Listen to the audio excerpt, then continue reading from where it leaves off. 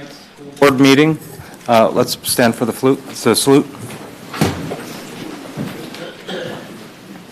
Pledge allegiance to the flag of the United States of America and to the republic for which it stands, one nation, under God, indivisible, with liberty and justice for all.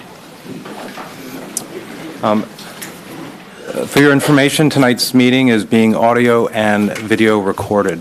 I think it'd be appropriate for us to take a moment of silence for the tragedy in Florida at this time.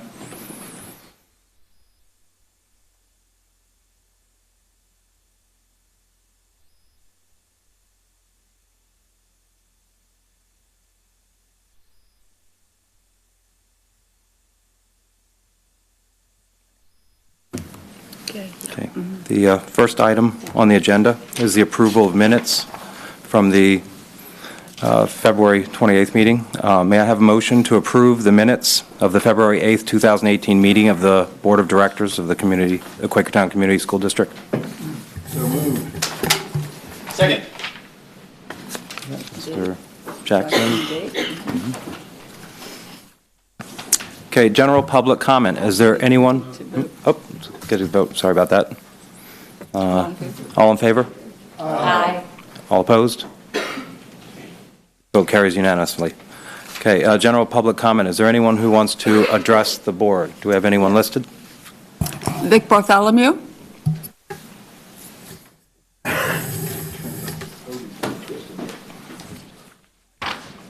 Mr. Bartholomew, will you please state your name and area of residence? Yep.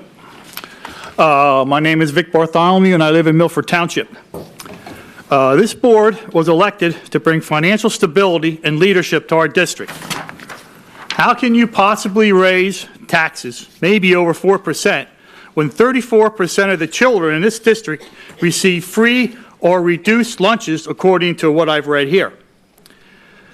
You're telling these families to pay more in taxes that they just can't afford. This is just irresponsible. And what about the senior citizens who are on a fixed income, who some of them can barely make ends meet and may lose their homes? There was a few years ago, the district had no problem cutting 15% of the wages of the support staff to balance a budget. Now here we are again, and you close buildings and you still can't balance the budget. The problem here seems to me that you spend too much money.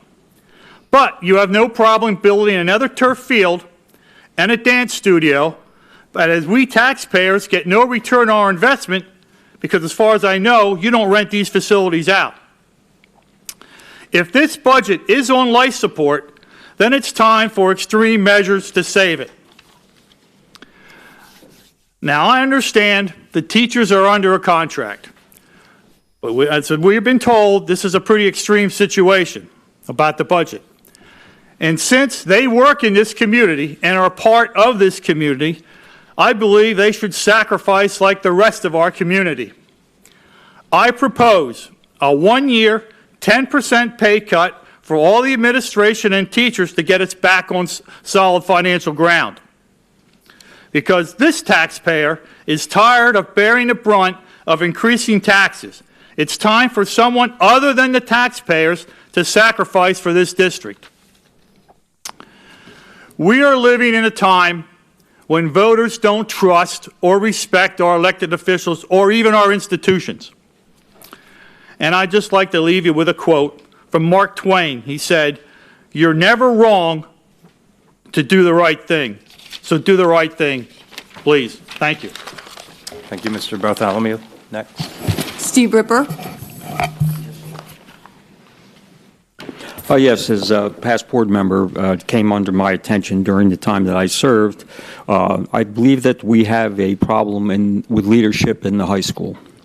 For some time now, as I said, even during my term on the board, we have heard complaints with the leadership there, in particular Mr. Finnerty, the principal.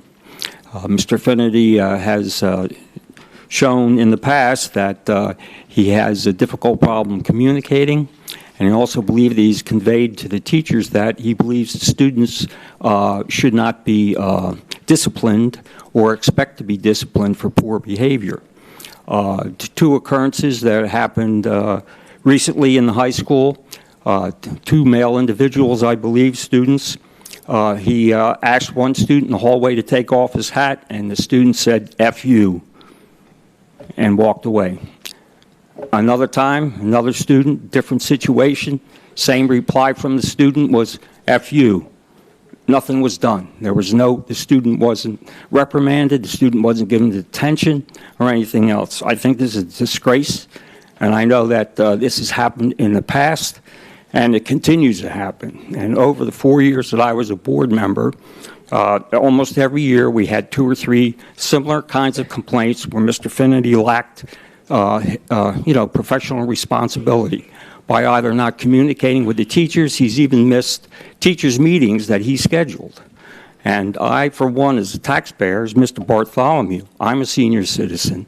I pay taxes, and I think we pay this individual way too much money, and he's not doing his job. And I want to see something done. So, and, I know in the past, the assistant superintendent has worked with Mr. Finity to try to improve his act there, but I think it's time to do something. And, it's intolerable. He's supposed to be supporting the teachers, and how can the teachers expect the students to behave themselves when he himself will not discipline or do the right thing in front of a bunch of students in the hallway? The other thing, they had a fire drill the other day, and there was an administrator in the building. Now, with the recent events that happened in these schools, I think it's important that an administrator be present in the building at all times, especially today. And there should be an understanding that there is discipline in the school. And if Mr. Finity cannot project that there's discipline, and I'm not talking about being belligerent, I'm talking about just, respect for authority. And I think it's a disgrace that we have the principal, who will not stand up to these students and expect they'd be treated as an adult and with respect.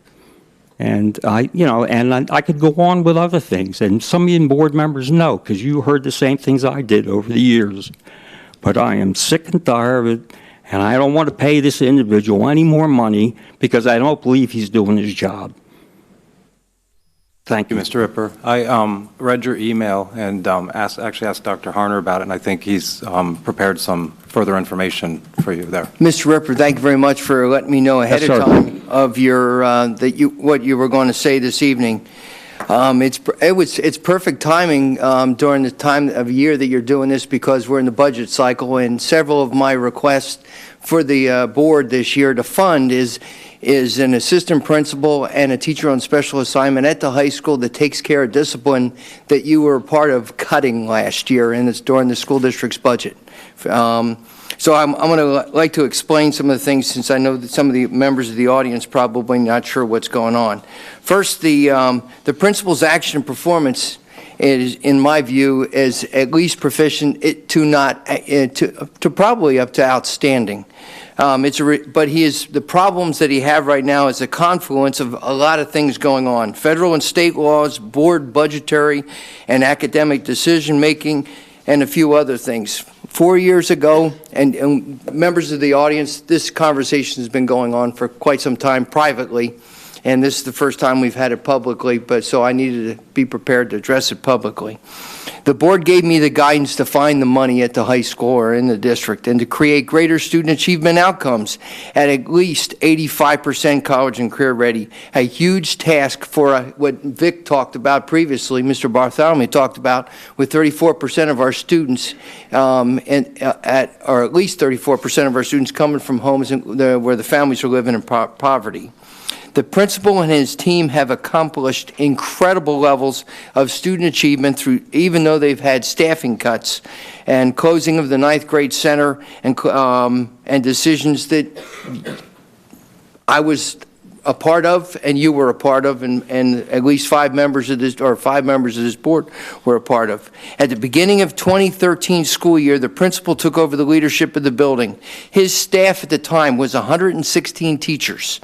And now his staff is 95 teachers, back then it was 4 assistant principals and 2 teachers on, or back then it was 4 assistant principals. Now it's 3 assistant principals. He had 2 assistant principals last year, or teachers on special assignment, and now he's down to 1. So here we are, we're sitting with 21 less teachers in the high school. That's 21 less adults walking the hallway, standing outside their door during classroom changes. We're dealing with 1 less assistant principal and 1 less teacher on special assignment. That's got to have an impact on what's going on at the high school. The federal government requires us to follow guidelines, and as you know about in regards to special education, students that have IEPs, 504s, and all that. For those members of the audience, that's IEP is an individual education plan for a student who has a disability. We have several hundred at the high school with those disabilities. Part of those disabilities are emotional disabilities. Students that you're referring to have those IEPs.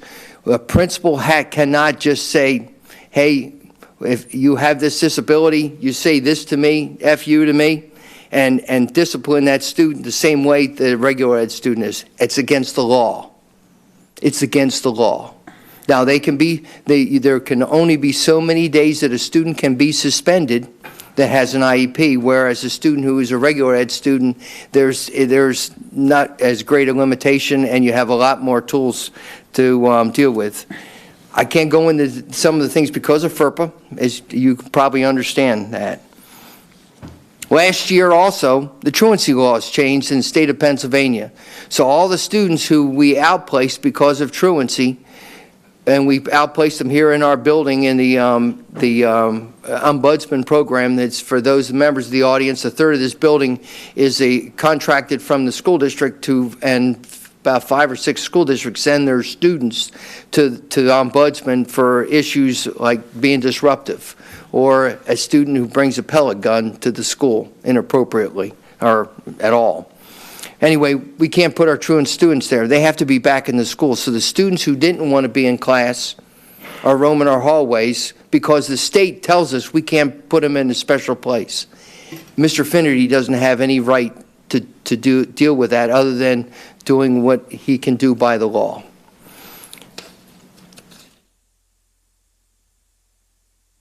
You mentioned in your email, something you mentioned tonight about the school resource officer, you wanting the school resource officer to handcuff a student out in the hallway so other people could see that. That was in your email. You got to understand, the school resource officer there is a supplement to the school district and for the safety of all students, all 5,400 students.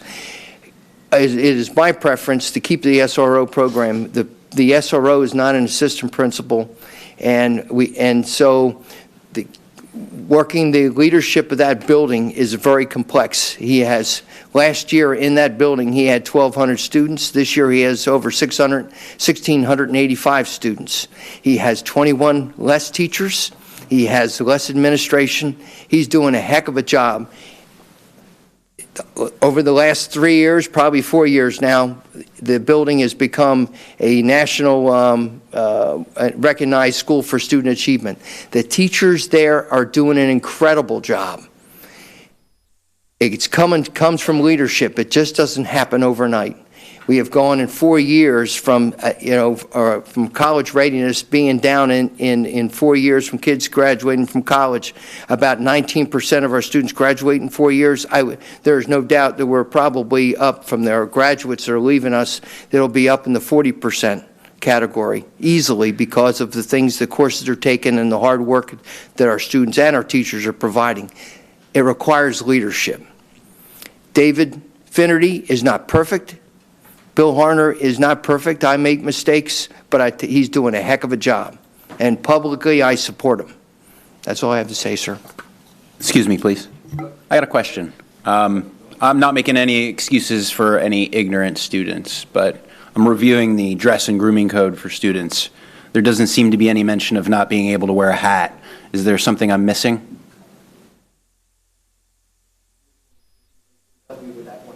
In the student handbook, it indicates that they can't wear a hat. I'm not sure if that's in a separate section, but it's definitely a policy that the students are aware of? Clearly, it says here the board recognizes each student's mode to dress and grooming as a manifestation of their personal style and individual preference.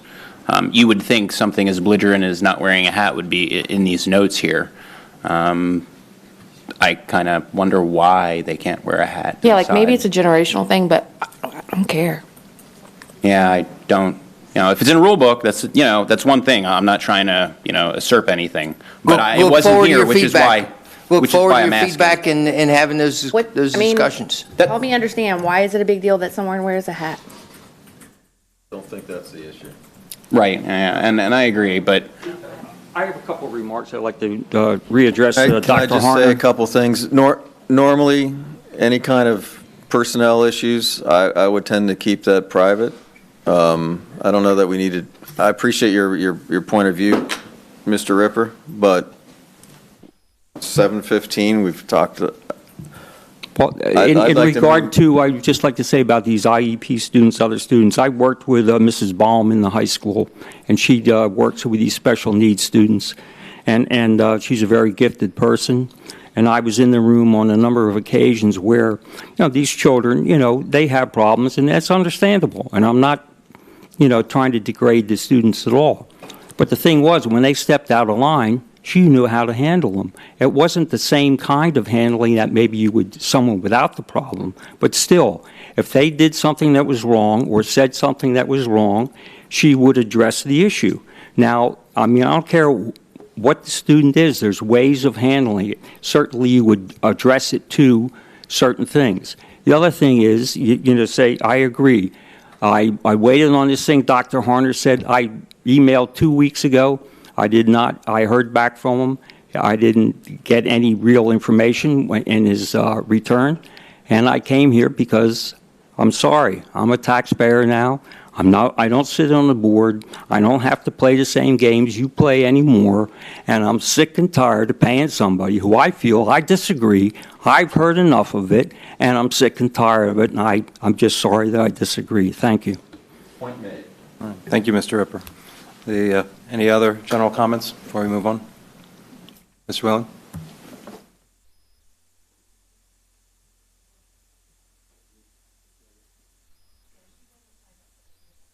Anybody can get up Yeah. and do something. Yep, just state your name and area of residence. Hello, my name is Skylar Huntley. I'm currently a junior at QCHS, and I am a Girl Scout ambassador. Especially in light of current events, school safety and security is important to me. So much so that I am planning on focusing my Girl Scout Gold Award to evaluate the needs in the community as well as nationwide. Although Quakertown already has multiple security measures and drills in place in case of emergency, I believe there is always room to evaluate and review our current status. Today, a group of approximately 25 students, including myself, met with Officer Lee and faculty. We brainstormed ideas and discussed concerns about areas in the high school we believe need improvement. I am also aware the community has many concerns about the needs in QCSD. Utilizing my project, I would like to be the forefront to realistic and financially feasible change that may be needed within the district. So today I did not come in front of you to tell you what needs to change. I would like you to know my concerns, and I would like to ask your support throughout my project and to have open communication with me. Finally, I would like to ask Dr. Harner if he would be interested in being my advisor and working together to make a better QCSD. Thank you. Offer accepted. Thank you. Nicely done. Thank you, Ms. Hunter.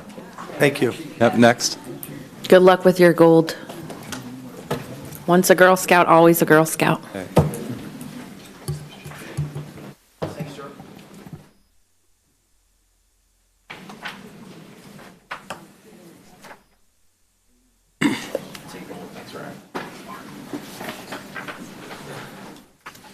thanks, sir. Good evening. Ryan Wien, QCA President. I want to speak tonight about the NWEA data that was presented at the last board meeting. Teachers feel that the data that was presented was very limited by only showing the grim perspective of proficiency only. Mr. McCucci was correct when he noted that night that there are many sides to data. Success can be measured in a lot of different ways. As teachers, our jobs are to grow our students, whether that be academically, emotionally, socially, musically, or artistically. When teachers look at that data, we immediately look for the growth. As a parent myself, the first thing I asked my children's teachers when we met recently for conferences was, what was my children's growth? Parents aren't asking or focusing on what proficiency level their children are at. They're not basing the success of their school year at the end of the year on what was their proficiency level.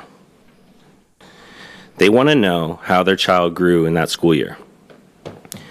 Every student comes to us with individual needs. We might have students who are projected to be either basic, below basic, may not have an opportunity to get out of that category. However, within their category, they can show incredible growth, which will reflect not only their own hard work, but the teacher's hard work to get them there. I think it's important for the board and the community to celebrate the hard work of our students and teachers by looking at the incredible growth data, comparing the fall data to the winter data, not just the projected proficiency between the different years, different groups of students, and different teachers. The packet that I handed out to you is one piece of data. Thank you, Dr. Hoffman, for providing me with the data. I don't have that much access to that piece. When you look at those growth data summaries in front of you, note the difference between the diamond on the bar graph and the top of the bar graph. The diamond is NWEA's calculated proficiency projection, where our students should have grown at this point in the year. The top of the bar is called the observed growth, or the actual growth that they made. You'll see, when you look through that packet on your own time, that except for only 4 instances across grades 3 through 5, with 3 separate tests, in our 6 elementary schools, our students either met or exceeded the growth expectations at this point of the year, sometimes overshooting it by leaps and bounds. Mr. Micucci brought up another great point at the last meeting, noting that there could be other factors that are contributing to the scores, besides teachers not being professionally developed or not teaching curriculum rigorous enough as described that night. I'm not sure why this wasn't corrected when Dr. Sedicum tried to connect the proficiency scores that were presented and said that they may have been due to teachers not attending the summer training last year.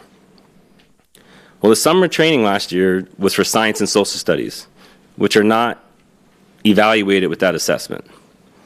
However, if you look at the training 2 summers ago for the new math program, which is tested by NWA, not including the plus teachers or the pilot teachers who pilot that program, 93% of teachers attended that training for 1 day. And that includes teachers, ISTs, learning support teachers, building administrators. 85% of the teachers attended both days of the training. Additionally, for the past 2 years, some portion of every single in-service day has been dedicated to professional development work for Eureka math curriculum. So the argument that was made at the last board meeting, blaming professional development attendance for test scores, just doesn't hold water. In addition, teachers have also moved throughout the district, like I think Mr. Micucci also mentioned, and looks like that's going to happen again this coming school year. Including next year, also another point here is that including next year, the past 3 years will have included a brand new curriculum overhaul for elementary teachers and students. First it was Eureka Math, then Science and Social Studies in the same school year. Next year, the plan is for reading and writing to be overhauled. How are teachers supposed to become experts or good at anything when they change so quickly? In addition, how do we even know what changes actually caused a positive or negative change in our data, since too many facets were changed over time? My hope is that the board and administration will provide a more comprehensive look at data in the future presentations. Although proficiency projections are certainly a data point that should be looked at and reflected on by teachers, Student growth can provide a more detailed and feel for how our students are truly succeeding and learning throughout the year and beyond. Thank you.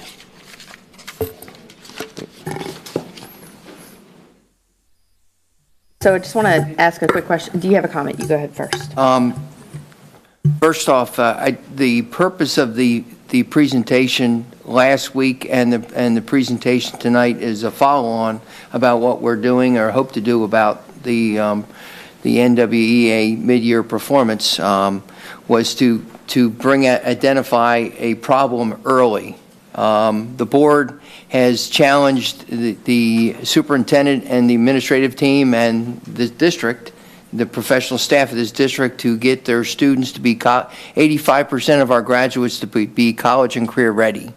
85% of our students to be reading at grade level by the time they complete third grade or by the time they enter third grade. There are a whole bunch of standards they're a part of my goals and my requirements that's part of my contract, my annual contract with you all to have these things. So it's about proficiency level, not about growth levels.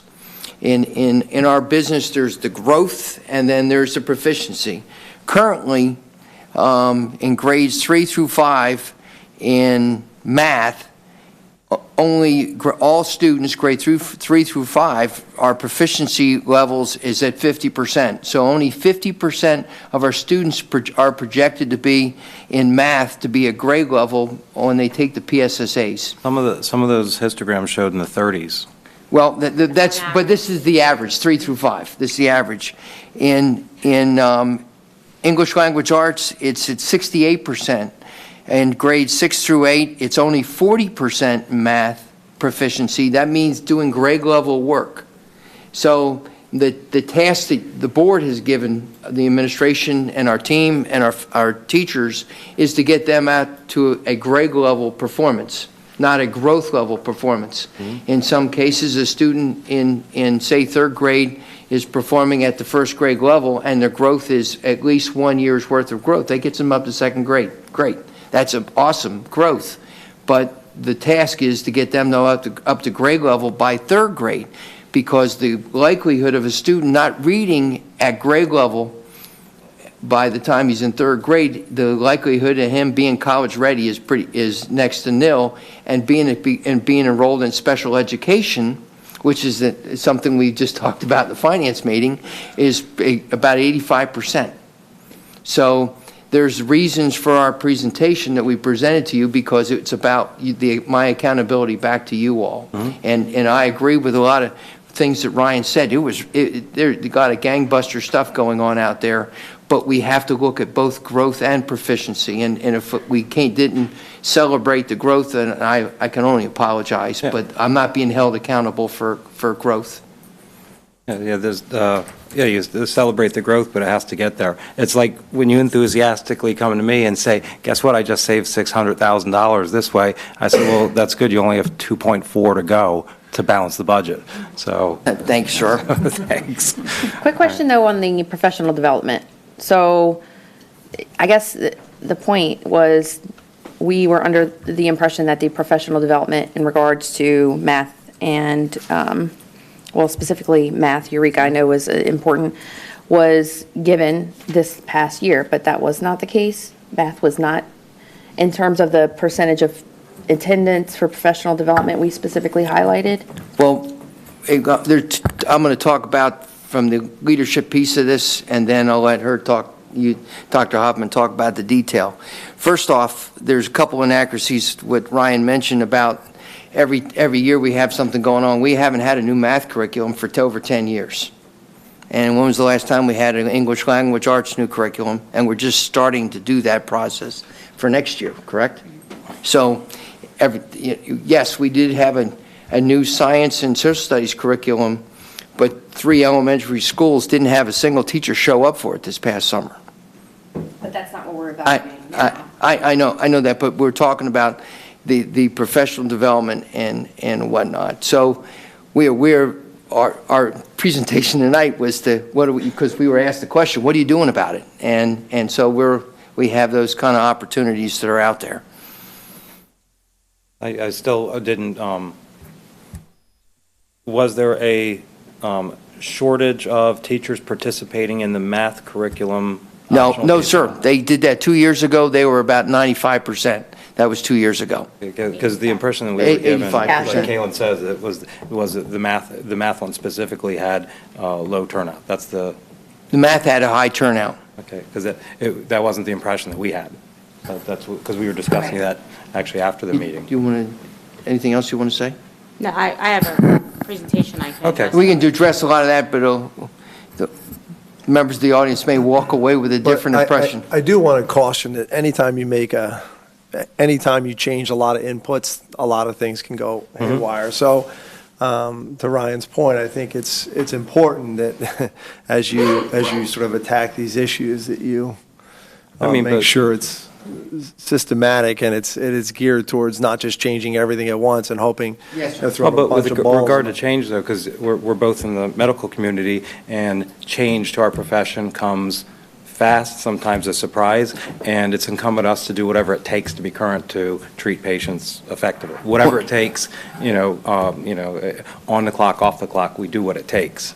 No, and I agree with that. I just think that the process for that and the implementation sometimes takes a while to catch up to. And I agree with you. Things change rapidly, especially in our profession. But sometimes you have to pull back and use caution when you approach those. One of the great things about working with Ryan and others is that he provides us his feedback. So we do when there's caution out there, he raises the red flag. We'll say that. Under Dr. Hoffman's leadership, we never had a cycle for curriculum development and curriculum changes. You're always supposed to be analyzing what you're doing every year to make modifications, but then you do the big purchases every so many years. Well, for math, it had been greater than 10 years. We went through a cycle that took 3 years finally to get the implementation going and whatnot. So we have a 6-year cycle for those in the audience, and everyone at the board knows about it, that we are looking at different, like math 1 year, English the next year, social studies, then science over a period of 6 years. So, and then the one thing that you mentioned last time, since we're on the topic, about transition, and Ryan mentioned it also about teachers moving. Zach, you did some research on it. I saw you sent out an email, I think. The question was publicly asked last week. Would you answer that? Yeah, I think the question was regarding the number of staff that were in a new assignment. Dr. Hoffman and I looked at the list of staff that moved this year into a new assignment that was related to that presentation. I believe it was 2 individuals at the elementary level, and Dr. Hoffman, correct me if I'm wrong, I think there was 3 at the middle school level that were in a new assignment that, again, only related to that presentation. So it was the math and English. And about 225 teachers or so. Okay. All right. Thank you, Dr. Harner. All right, we got some things we want to get moving along, so let's turn over to the superintendent report. Thank you, sir. First, as our Girl Scout leader previously talked about, we had the students had a meeting today with about 5 faculty members. I asked Anna Handel to come in. I didn't know you were there and didn't know you were going to come and speak, so I asked Anna to come in and talk about it. And Ricky, if you want to join her. I heard you were there, Ricky. Ms. Stein? If there's anything you want to come on, both of you can come on up, give a teacher perspective, a student perspective. One of the things is I just sent out a blog about an hour and a half ago. I've been asked by a couple parents if, what's the administration's position on the student walkouts and attending student marches and student activities, and as a result of what happened, the tragedy that happened down in Parkland, Florida. And I fully support. The administration fully supports what the students are doing, what the teachers are doing. My major concern, as I said in the note, is just about their safety while they're not directly under our supervision. Anna? Sorry. Hi, I'm a senior at the high school. First, I just wanted to thank you for the moment of silence earlier. I had asked to do that at the high school, and unfortunately that did not go through. However, today we had a meeting with 24 students and 9 faculty members after school where we discussed not just changes, but how we hope to ensure the safety of our students and that all of our students feel safe. And we're planning on continuing to have these meetings. They are non-political. They're just about ensuring that everybody feels safe, so that we're hoping at our next meeting, which will be next Wednesday, to have more students come out and share their thoughts and ideas on what we can do to make everybody feel comfortable in our school environment. I think she said everything we need to say. Anna, thank you much. Thanks. Good question. Are you going to provide us some feedback of what those meetings, what the fruit of those meetings? Would love to hear it. I think I have some of them. Well, like I said, we're making sure that it's very non-political so that everybody feels welcome to come out. There's not really sides. And then, like Dr. Harner mentioned, we weren't sure if there were any specific plans as far as our students participating in the walkouts or protests. So more information that we can share with our students would definitely be helpful on that, so that that can be executed properly. And then we were also hoping that we could update safety protocols as far as our ALICE drills, possibly even fire drills. I know some students were voicing concerns during the fire drill after the events at Florida, or in Florida, I should say. And then, like I said, we're just really trying to reinforce our common goal of keeping everyone safe and feeling comfortable in school, as it obviously should be. Yeah, awesome. Great, thank you. Thanks. From all the nods, I guess my support is okay then. Good. Outstanding. I kind of expected that. I'm glad I didn't have to Yeah, say anything. we're happy that you're Bali sign. Well, I won't get into my, I have very strong feelings about this, especially about assault rifles. Having carried one personally for 20 years of my professional life, there's no place for that in our community for an assault rifle. There's no need. And we talked earlier in the finance meeting about students with disabilities and funding the programs that we need. In our community, we have an incredible amount of mental health challenges. The board 2 years ago funded the administration supported the contract that we have with the foundation to provide a mental health professional in the high school, and immediately that professional has a full dance card that doesn't have a hole in her schedule for meeting students. It's completely full. And we're looking at, we have a placeholder from our last year's budget to do that same thing in the middle school. It still won't be enough. Right. A quick question. From 2013 to this school year, what's been the offhandedly change in IEP enrollment? About 60 students, sir. Okay. So what was it in 2013? Is the increase is 60? Or the total? For this year. And what was it in 2013? 60 more this year. Okay. And any idea from 2013? Because we're using that as a budget. Okay. Thanks. And for the good of the group here, that's about $14 million we spend on students with disabilities for our budget. That's for personnel, supplies, outsourcing, transportation, et al. For about 800 and some students out of 5,200. And it's proposed to be 18 million next year. Is that the number? 18 million. So a little bit under 18% of our budget. Anyway, getting on to great things, we have a couple things. Mr. Harper, where are you? I'd like you to talk about our RASA field and all the good work that your team, Rob Christine and others have done for us. And briefly, if you could talk about it. Sure. So we've reported before that we've been partnering with Richland Township to do a restroom building at the Veterans Park Field. And we progressed significantly with that, and have to give kudos out to the maintenance staff. Rob's here today. He's our maintenance supervisor. He's really led the effort to get this project done, and we're, I would say, probably around 90% complete right now. We've had some delays in like blacktop. The plants aren't open right now, but we've got most of the building in place.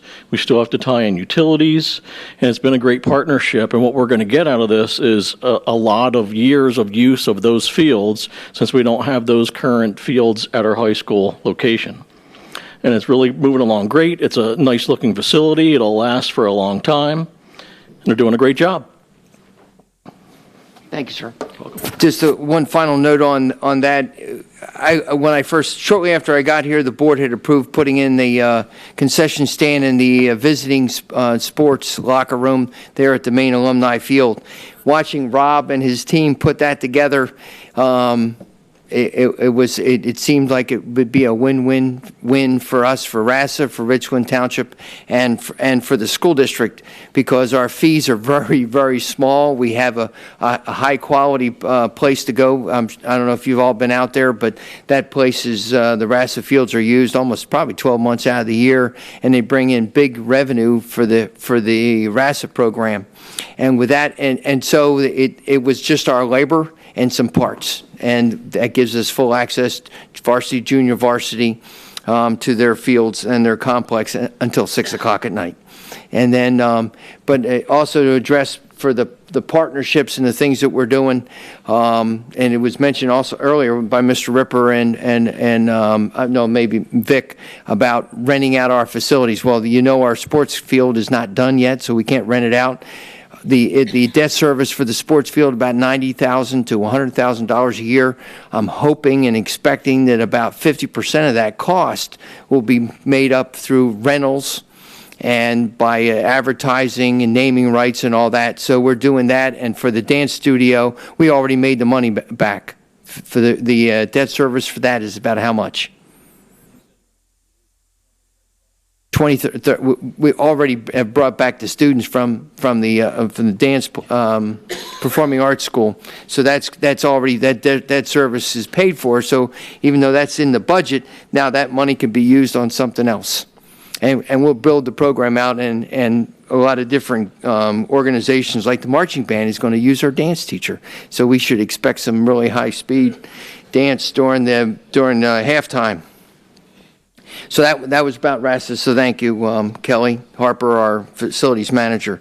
I'd like to recognize our students who did some outstanding work up at Skills USA. Skills USA is a competitive program for our students who attend the technical school, and they, I guess this was about 3 weeks ago that we had the competition. Where are my students? About 3 weeks ago. We had the competition up there in Allentown, and it's an annual competition. And we have won, I think, the national competition once since I've been here in one thing. Didn't we, in machinists?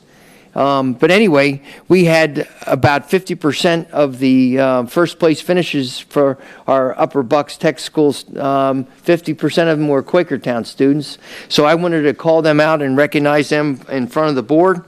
First, Jordan Myers, first place. Congratulations.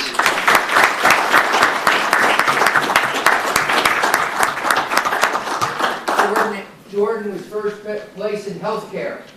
Congratulations. Thank you.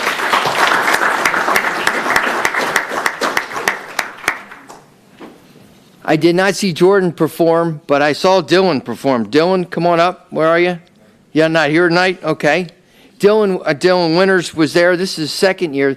Last year he took second place, I think, and this year he took first place. So congratulations for Dylan, and I see some teachers who recognize that name. Please congratulate him when you see him in the hallways. Eric Pagan Trinidad, first place. Where are you?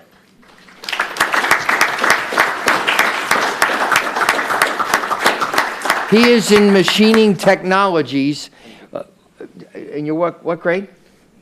12th grade. Now, you already have an apprenticeship somewhere, internship out?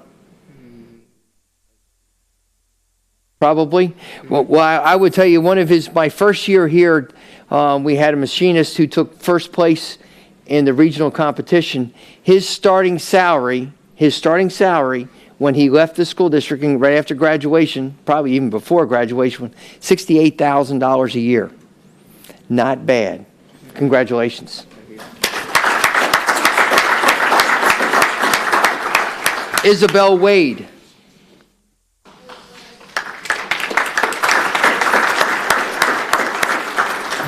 For auto collision. Now I competed in customer service. Oh, customer service for auto collision. Yes. Congratulations. Can you tell us what that means? What do you have to do while you were up there? I had to know how to transfer a phone call and how to deal with multiple calls at a single time, along having to help a customer in front of me get through her problem along with the other 3 calls on the phone. Well, congratulations. I think we have a retirement for our front office receptionist out here this year. So that may be something to think about. Janelle McGeehan? Oh.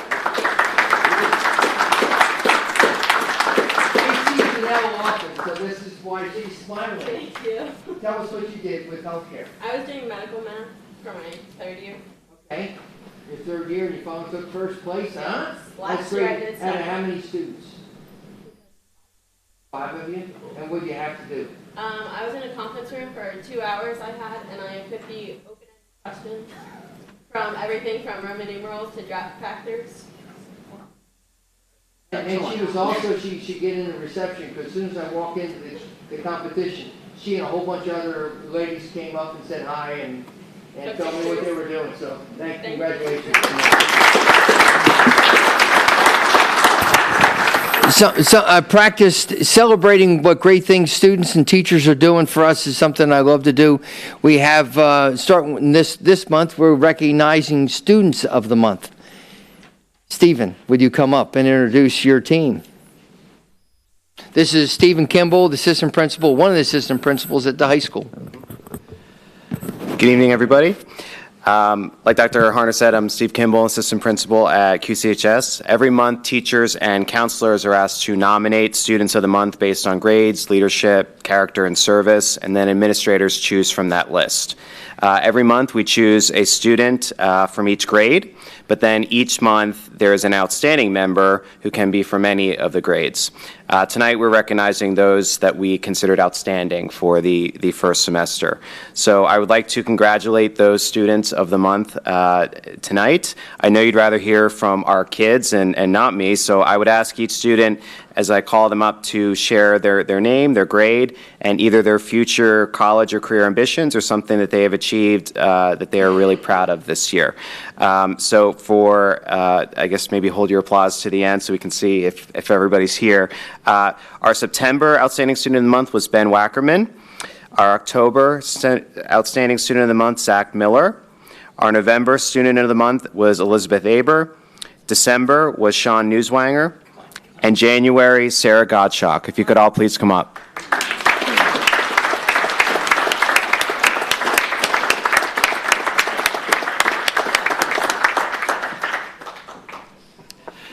So, okay, guys, if you could give us your name, your grade, and a college or career ambition or something that you've achieved this year that you're really proud of, I'm sure that the board as well as the audience would appreciate it.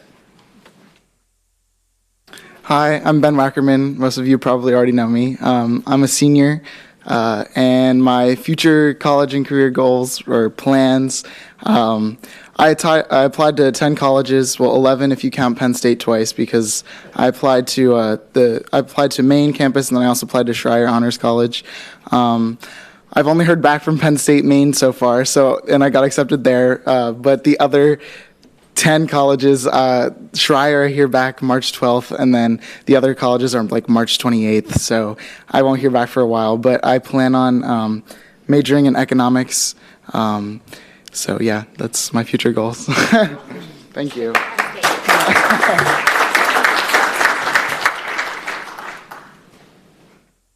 My name is Zach Miller. I'm a junior at Quakertown, and the first thing that comes to mind is recently over the weekend, me and Ben Wackerman, we participate in Model UN, and we represented delegates at Washington, D.C., and we were basically representing either a country or a person and debating over current events like child labor and women's rights, and yeah, with other delegates from 6 different continents, so that was a good experience. That's cool.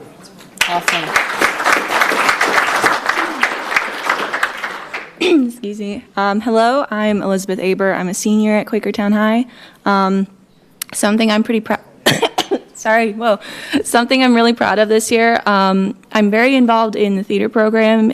For those who don't know, I've been in all the plays and musicals since I started high school, and I was a field study student for our theater teacher, Mr. Farley, and as part of a project, I got the chance to direct a children's play, and the performance is this Saturday, 11:30 and 1:30, if you have younger elementary school kids who are interested in coming, and there are going to be pancakes there. Oh, cool. Thanks. So yeah, I'm directing a play, and I'm hoping that is good preparation for the future, for directing future plays and productions. And I'm pretty. It's I'm so sorry. Excuse me. Oh my gosh. The Great American Talent Show. It's basically America's Got Talent. Yeah, targeted towards elementary school kids. I'm pretty proud of that. Quakertown Elementary the other day. Yeah. We went to Quakertown Elementary, Nighty Elementary, and Poff Elementary, and they all seem really excited to go. So, and I am the percussion section leader for our marching band this past fall, and we won Best Percussion at state championships, and we got 4th place at national championships. Yeah. Now, real quick again, what is the location and time of the play on Saturday for everyone? When and where? This Saturday at the QPAC at the high school, 11:30 a.m. and 1:30, and the football team is doing a pancake breakfast that morning too. So there will be. And there's the wrestling district championship. And wrestling pancakes and theater. It's all great. Yeah. Just go to the high school. No parking. Yeah. All right, thank you. Yeah. Yep. Hi, I'm Sean Newswanger, and I'm in 10th grade, and I would love to go into the business field when I get older. I haven't really started looking at colleges yet, but I'd love to go to Penn State. I just have always loved Penn State, and they have a good business program, so I'd love to go there. I've taken 2 of the accounting classes that they have to offer. I took accounting 1 last marking period, and I'm taking accounting 2 this marking period. And I'm looking forward to taking a lot of the business electives that Quakertown has to offer in the future. And I'd like to take some of Mr. Handel's classes, and I know he has a lot of business classes, so I'd like to go into that field when I get older.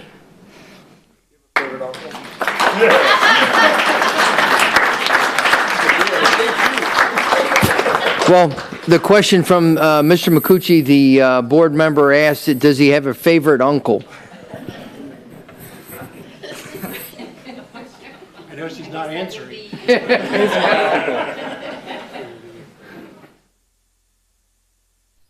Thank you, Dr. Hunter. Thank you, Steve. Thanks, guys. Proud of you guys. I have Joe, tee it up, please. The picture. Look at that right there. Our student representative this evening for this board meeting is Haley Purcell, and Haley was All-State this year as a junior in girls soccer, and that's her at the All-State ceremony. So we wanted to share that with everybody.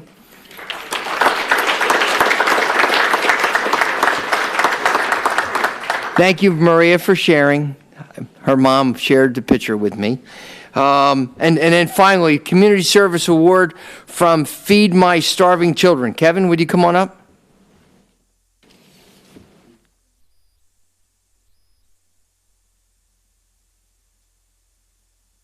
Good evening. I'm going to start by, my name's Kevin McPoyle, and I actually live in Doylestown.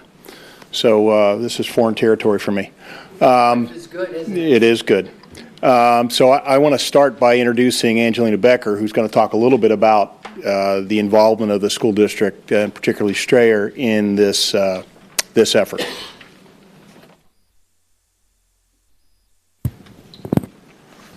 Hello, I'm Angelina Becker, an 8th grade student at Strayer Middle School. Thank you for allowing me to speak here this evening. 4 years ago, in the invitation of Mr. Kevin McPoyle, my family and I participated in our first mobile pack event with a charitable organization called Feed My Starving Children. We joined with other community members to pack bags of rice, soy protein, vitamin powder, and dried vegetables to feed malnourished children in remote villages, orphanages, and distressed communities around the world. At the end of our 2-hour shift, we watched a video that introduced a little boy named Omar.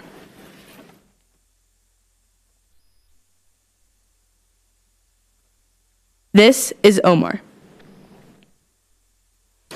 At 8 years old, he just weighed no more than 19 pounds. At the time, I was 10 years old, just 2 years older than Omar, and I had never been hungry a day in my life.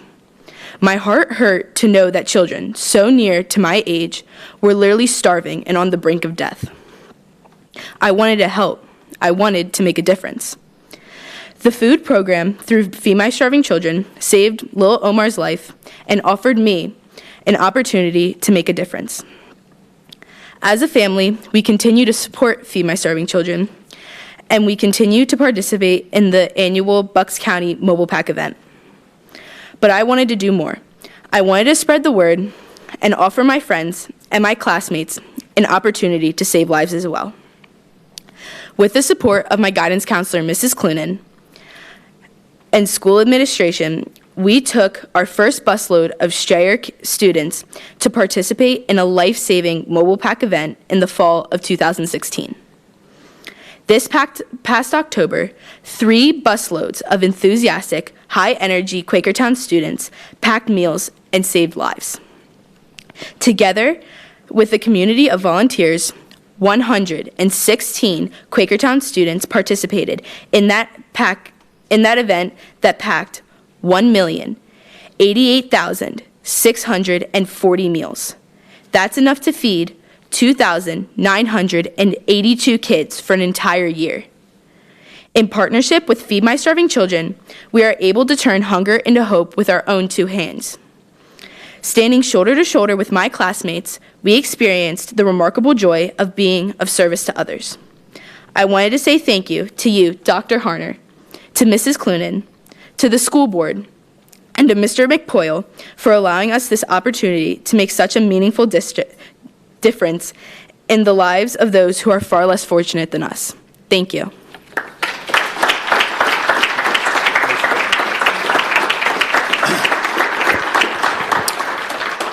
So I really can't add a whole lot more than what Angelina's done, except that this is that was year 5. We're headed into year 6. We're going to pack 1,380,600 meals this year. That's just to give you a frame of reference. That's 5 ocean-going containers of food, and that'll feed about 3,700 kids 1 meal a day for a year. But that will literally keep them alive. This is not about hunger. This is about starvation and death. And so it's important to me to recognize the effort and the commitment that this school district has made to this event. And this event takes place at Delaware Valley University, right in Doylestown, because they have a big open space for us to do this. It takes about 4,500 volunteers over the course of a couple days. And as Angelina said, it's 2 hours at a time. And if you're between the ages of 6 and 96 and you're breathing, we got a job for you. So I would encourage anybody and everybody to come out and participate. So Dr. Harner, if you would please come up. I want to present this, and I just want to talk about this a little bit. This is a piece of metalwork that's designed by artisans in Haiti. It started out as a 55-gallon drum that by hand was flattened with hammers and then basically punched out of a 55-gallon drum, because in Haiti, they have to import pretty much everything in a 55-gallon drum, so they don't waste anything. This provides a living wage for men and women who otherwise would have to starve, frankly, because there's not a lot of government support.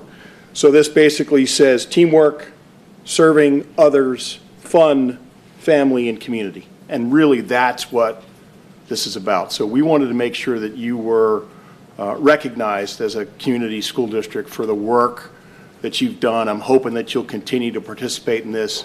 It's meaningful. They did 315 million meals last year.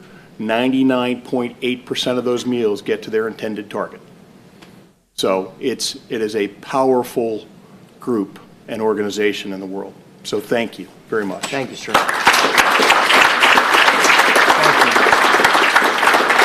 It's for everyone to see. There we go.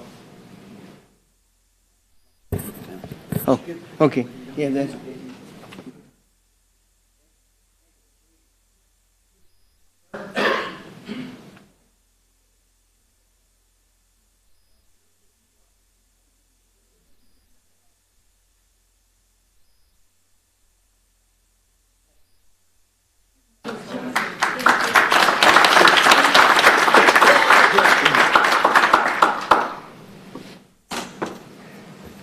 That's really powerful, Kevin. So you know the Penn Ridge leadership comes from the daughter of Dr. Hoffman here. Her daughter was recognized by your organization, same organization? We helped with Del Val, but she did. Same program. So, Angela, I'm excited.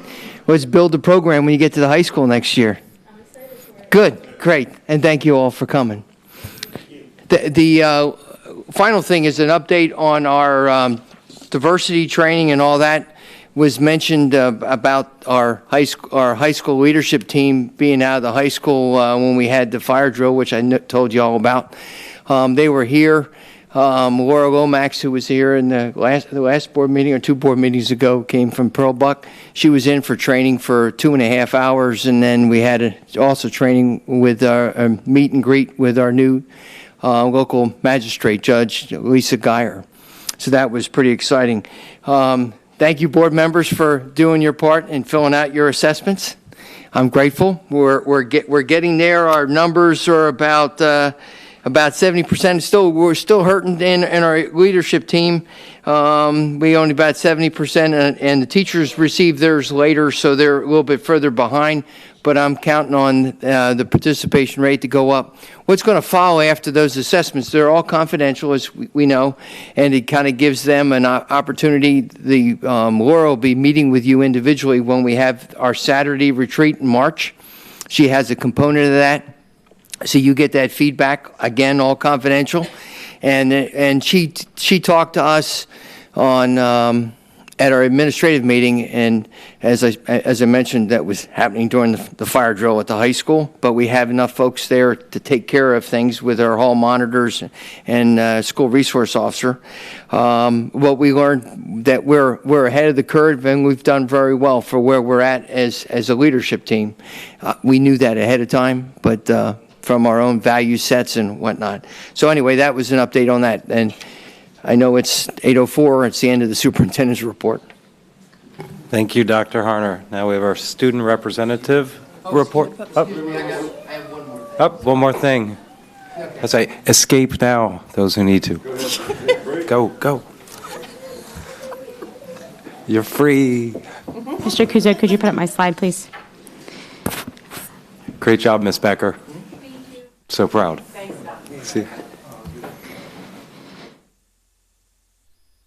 So while we're waiting for that, it's just one slide with a few talking points. We had already had on the agenda the opportunity to talk a little bit about those next steps I was asked about in terms of the presentation that I gave at the last meeting. And as Mr. Wien already spoke about some of the things that we're going to talk about, I just want to give a little bit more context to those. So obviously at the last meeting, we had the statement of the problem, right? We often identify problems, and it's really important to get to those next steps. So from my perspective, the statement of the problem and the connection to the board goals that all of you set for us, as Dr. Harner already pointed out, it really is connected to proficiency, because that is what the state is judging us based on. So if there is a point that it was ever expressed that I'm not interested in celebrating student growth, I would sincerely apologize for that, because I think and hope that those who know me know that my focus remains on the students of the school district and every single one of them every day that I'm in this job. I think that it's important to note that since the last meeting, my job has not stopped. My team's job has not stopped. We have spent countless hours doing additional data analysis. As I shared at that last meeting, the winter data was relatively new. So what I was presenting to you is numbers, it's facts, but there's kids behind every one of those data points. And it's critically important to me that we look at each and every child. I think that in the reflection on the student growth piece, it was brought to my attention that there was a concern that I didn't address growth, so we can talk about that tonight. Unfortunately, at no time did anybody actually address me personally to share what their concerns were. So it's hard to prepare anything in that respect. So I would ask maybe that Mr. Wien and I maybe have a chance to connect so that I can hear a little bit more about what his potential concerns are. Then I'm happy to share them with you. But I did want to speak a little bit about the growth summary report, the information that was provided. So I did provide this to Mr. Wien this morning, and I just think that it's important that you know when you look at this that while it could on the surface look like there's a good amount of growth happening, the growth that's represented on these charts is aggregate for a class. So if one student makes a tremendous amount of growth, it raises that bar, as it's described on here, more than if all of the students made just a little bit of growth. So what you really have to look at is on the far right of that column, there's a column called percent, the far right of the chart, I'm sorry, there's a column called percent met projection. That number on average should be 100. All of our students between fall and winter should make their projected growth because it's based on their ability level and where this test predicts them to get. When you look at those numbers, we are on average 6 out of 10 making that growth. So we absolutely could and should celebrate that 6 out of 10 students are making the growth that they're expected to make. But there are, and I'm sorry that so many parents left, but there are 4 out of 10 parents here whose kids aren't making that growth. And that's troubling to me. So I am all for celebrating the growth that we're making where we're making it. And I want to make that very clear. I just know that it's my charge, which I take very seriously from all of you, to get that number to 100%. And so that leads to the supports for teachers aspect. The feedback that we have received is that the teachers feel like they don't know what else they can do for their students. So I passed out a sheet to all of you that my team put together for the next month in areas that we've heard are struggles. So looking at helping support students with mental math, reading strategies, understanding formative assessment, how to group your students, how to use this data to change your instruction. And we're offering sessions before school, after school, multiple days a week, as many times as we can, and just encourage teachers to sign up for that so that we can support them. If a day or a time doesn't work and they want to learn it, we will go to them. We do a lot of one-on-one work with teachers, and we're happy to do that. But I just wanted to give you an update on where our office was coming from, make sure that I was able to clarify, my intentions with the last presentation, which was, I was directed to share information with all of you on the board goals, which is proficiency, but try to make clear to you that I absolutely do care about student growth. I care about student growth for every child. And when you look at the fact that in most classrooms right now, and by most, I'm going to say more than 80% of them, 8 to 10 students either did not grow or went backwards. I'm not trying to be like alarmist or whatever I've been called, but I think it's a problem. And, we've had this test for a number of years. I'm not saying at all this is the first time we've gotten data like this. I'm just trying to make sure that it's the first time we really start having a conversation about it and try to move things forward. So I don't know if anybody has any questions or if that clarifies things or.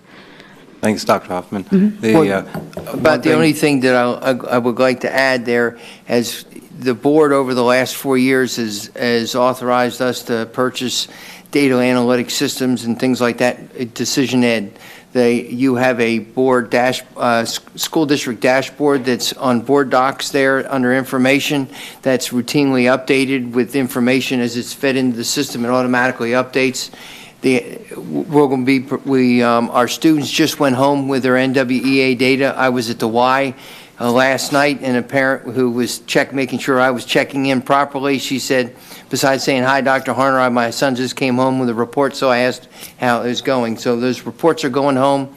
We want to make sure that we're focused and so we can working collaboratively across the district and with you all getting the resources we need to get the job done that you've charged us with. That's all. Great, thanks. Now, one thing, Dr. Hoffman, I'm going to go out on a limb and completely make an unscientific guess, but I probably think that when you said what the parents left, 4 out of the 10 of the kids aren't making the proficiency. I'm willing to bet that a higher number of kids whose parents will come out with them to a board meeting are going to make proficiency versus parents who are uninvolved. And that's just an unscientific guess, but we can't underestimate the importance of parental involvement and sitting down and reinforcing these skills at home, which there's certainly a shortcoming, deficit of. So. Sure. Thank you. Thanks. Okay. Finally, our student representative tonight is Haley Purcell. What have you got for us? Students at the high school are still continuing our course selection, and now there's spring sports signups since this weekend there's the finals, like either states at Penn State for track, and then the main fun duct tape boards we're doing. So every kid who donates $1 to get a foot of duct tape. So it's going to my class. And so far, the sophomores and seniors are tied for first. And then March 2nd, there's a dodgeball tournament, and all of the donations, it's like $12 per person, depending on the team size. All of the money is going to Marathon to support the cause. Can you go back to the foot of duct tape? I caught the end of that. I was like, maybe go, what are you guys doing with a foot of duct tape? So it's to raise money for a marathon again. So if you donate $1, then the students will give you a foot of duct tape and they'll put it up against the wall. So whichever grade can go around the school, like wins, I guess. I don't know, it's just a competition to see like who can raise the most money and get around school first. Okay. Did we look into the cost of cleaning up the adhesive?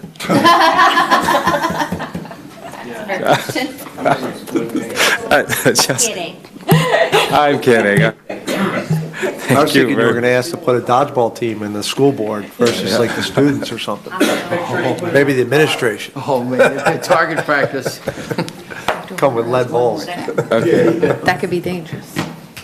Dr. Honor had something else? Yeah, no, we have one final thing there. I apologize. We have Fox Rothschild and PFM doing a report for us. Hi, I'm Melissa Hughes from PFM. I'm from the district's financial advisor. I was here last month, and this month we're back with 2 parameters resolutions. I'm going to talk from the green document that you have in front of you, but it goes with those parameters resolutions which Ellen has brought. So tonight you're going to consider 2 different resolutions. One which will authorize the refunding of the Series B of 2013 bonds, and one of which will authorize up to $9,995,000, the bank qualified amount of new money for capital projects. You're considering the parameters resolution tonight to get the documents in order so that you can do the refunding at the first opportunity. As you may remember, this is an advance refunding opportunity, which you can do an advance refunding more than 90 days before the call date. Federal tax reform took away that ability, but there's legislation in the Capitol that may bring that ability back, so we want to be poised to take advantage of that as soon as possible, should that become an opportunity. And if we just wait, it will become a current refunding, and you can current refund as often as you would like. So tonight, your parameters resolutions, this may be familiar to some of you and it may be new to others. Parameters resolutions are typically about 20% larger than the actual borrowing that you're intending to do. And they are larger to give the financing team, that's me, the flexibility to structure the bonds to the exact principal amount it needs to be in each and every final maturity. So when you issue bonds, you can issue 3 types of bonds: original issue discount bonds, par bonds, and original issue premium bonds. And I don't know today what you will get. And as a school district, you're indifferent between those different types of bonds. But I need the flexibility to get that placement right. And so that's why it's a little bit bigger. Both resolutions are for $12 million and have a 5.5% max rate. That max rate is far more than we expect it to be, but we need to set those maximum parameters for state law purposes.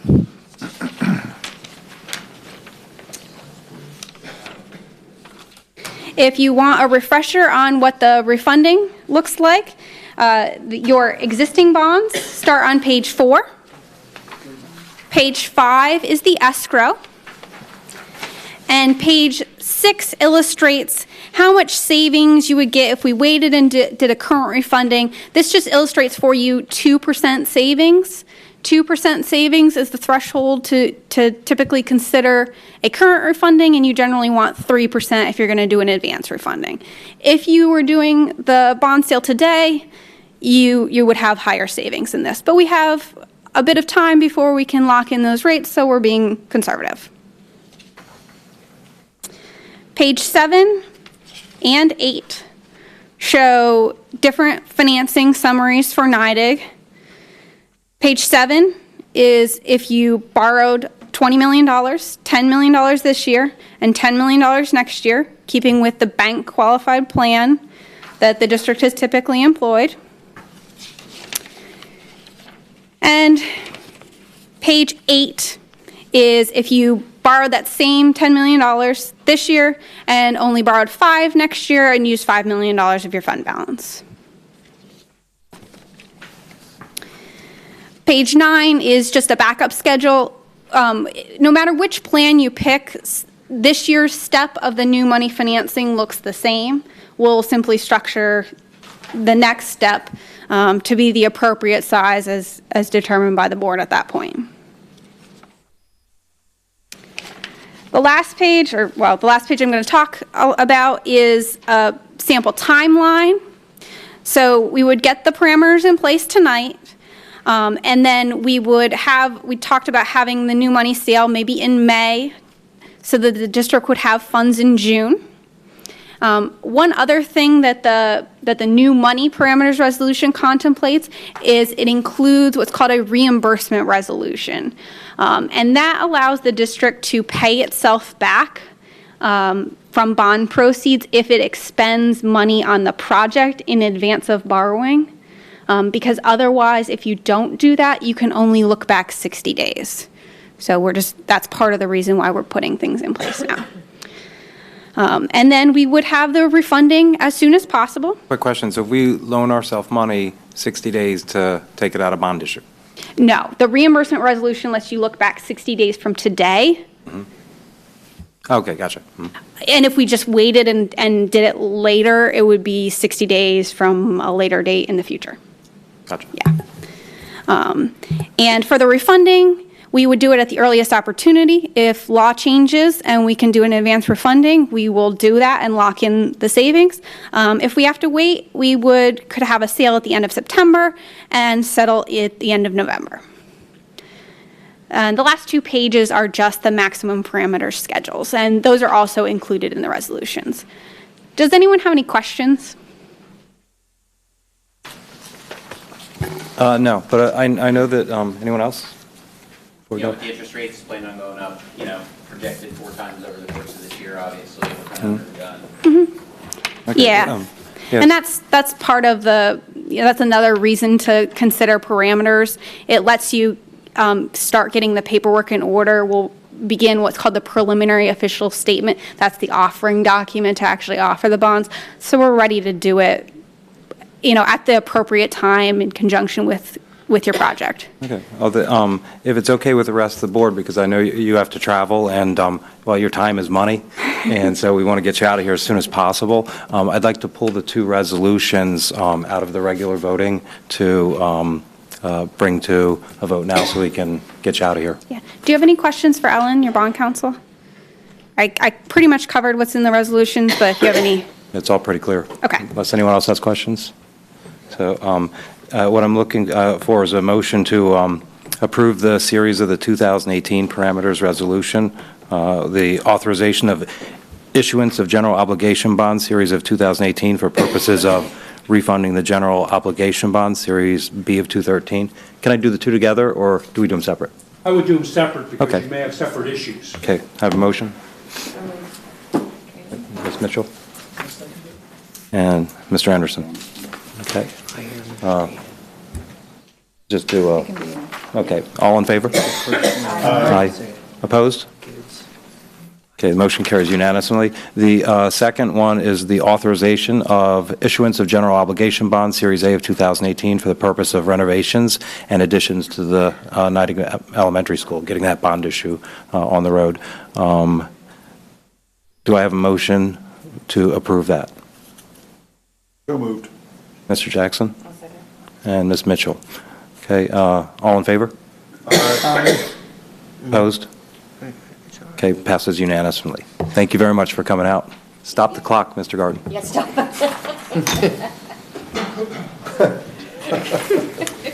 Hey, you know, we're tight. I'm all about billable hours.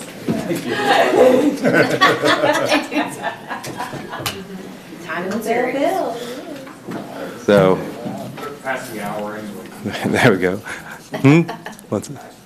Oh, yeah, well, no, they're like 15-minute.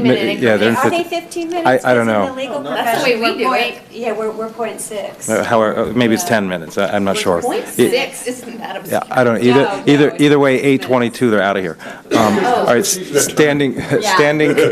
Next up, standing committee reports. First up is policy committee report. Ms. Weed. Is this on? Okay. The policy committee met this evening and went over the policies for pending committee review, and these are all available on board docs under policies. And the policies for the first reading, pending committee review, were policy number 303 on employment of administrative employees, policy 403, employment of professional employees, policy 503, employment of classified employees, policy number 327, cabinet team, policy number 408, employment contract, that's a new policy, number 411, suspensions and furloughs, number 428.1, salary guide, number 528, wage and salary determinations, number 432, working periods, number 530, overtime, number 815.1, email usage and retention, there was update to that, and number 1019, outside activities. Can I say which ones we withdrew or we're retiring or yet? Yeah, you can go on the second reading. Okay, and then for the second reading, that were pending committee approvals, it's policy number 702.1, gifts, grants, donations, and basically this included wording from prior policy and combined it. Policy number 1023, use of tobacco, it combined three policies, number 323, 423, 523, to create one policy for all school personnel. Policy number 1024 on personnel folders, it combines three policies, 324, 424, and 524 to create one policy for all school personnel. And then policy number 1042.2, jury duty, and that again combined three policies, 342.2, 442.2, 542.2 to create one policy. So, and then should I go through the policies to retire? We're going to retire some policies that we talked about this evening. Policy number 308 on employment contracts, that's being retired because it's really covered by the bargaining agreements.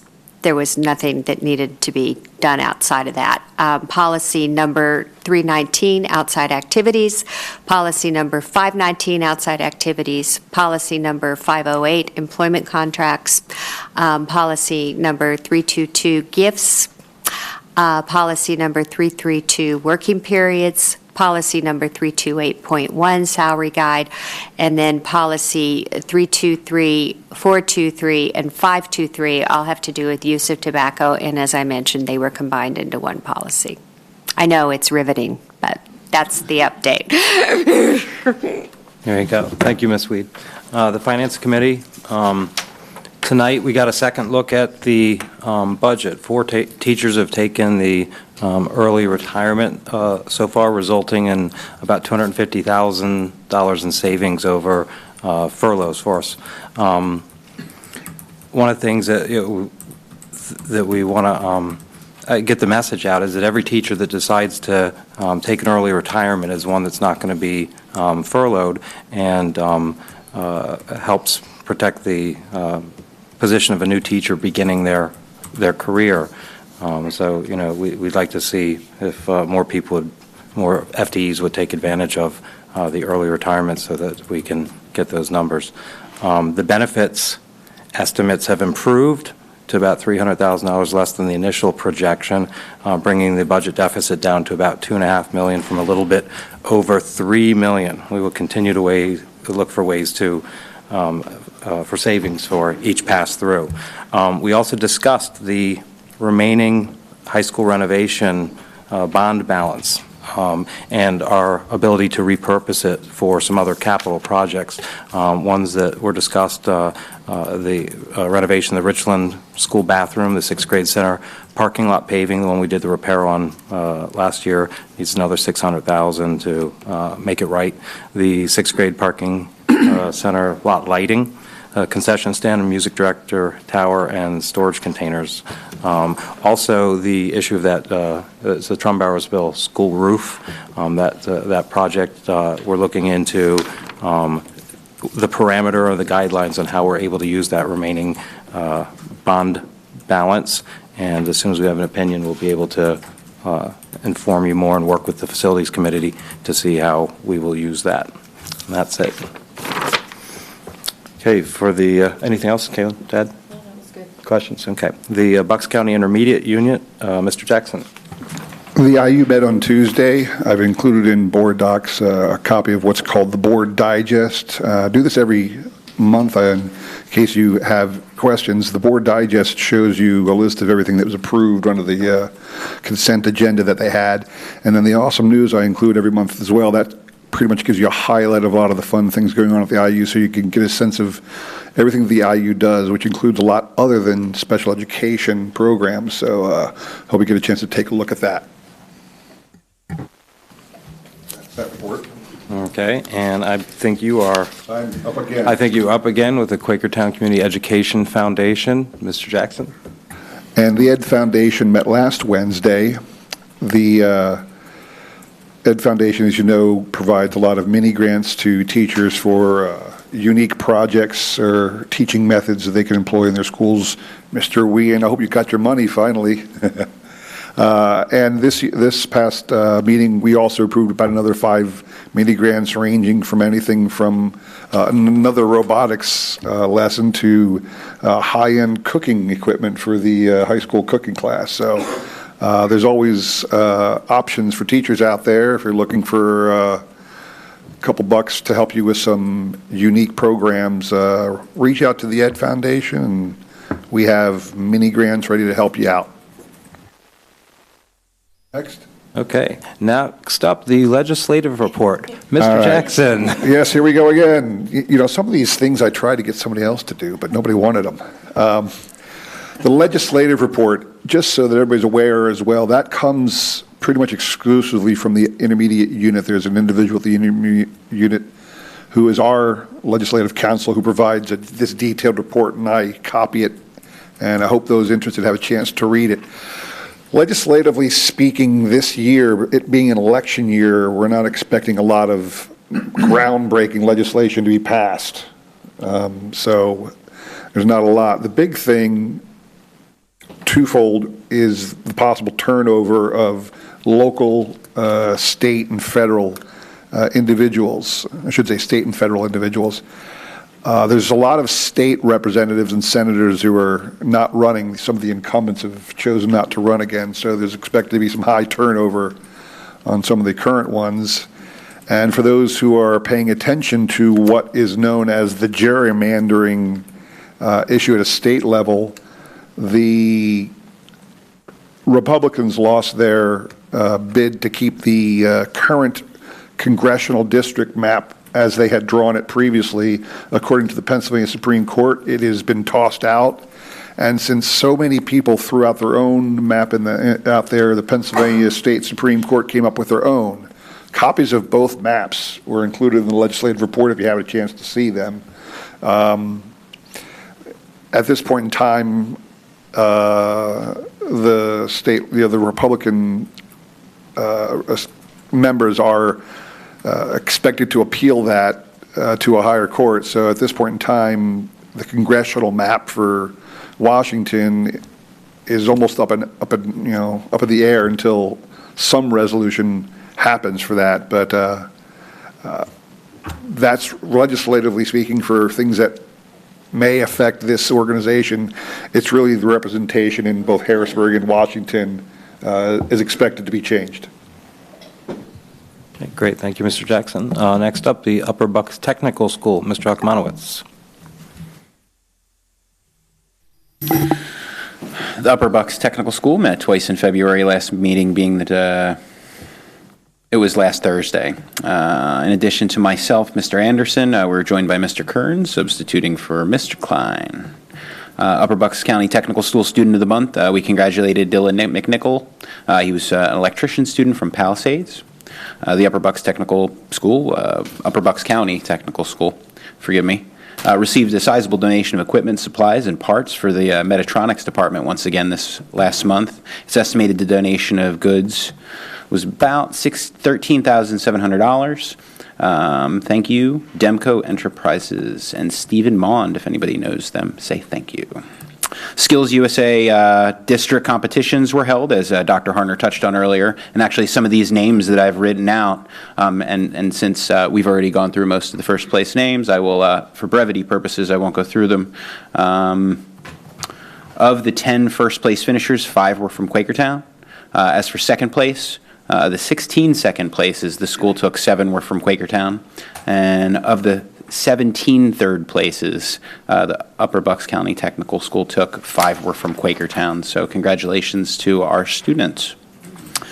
Many of the students and chaperones will attend the Skills USA PA State Championships in Hershey in mid-April.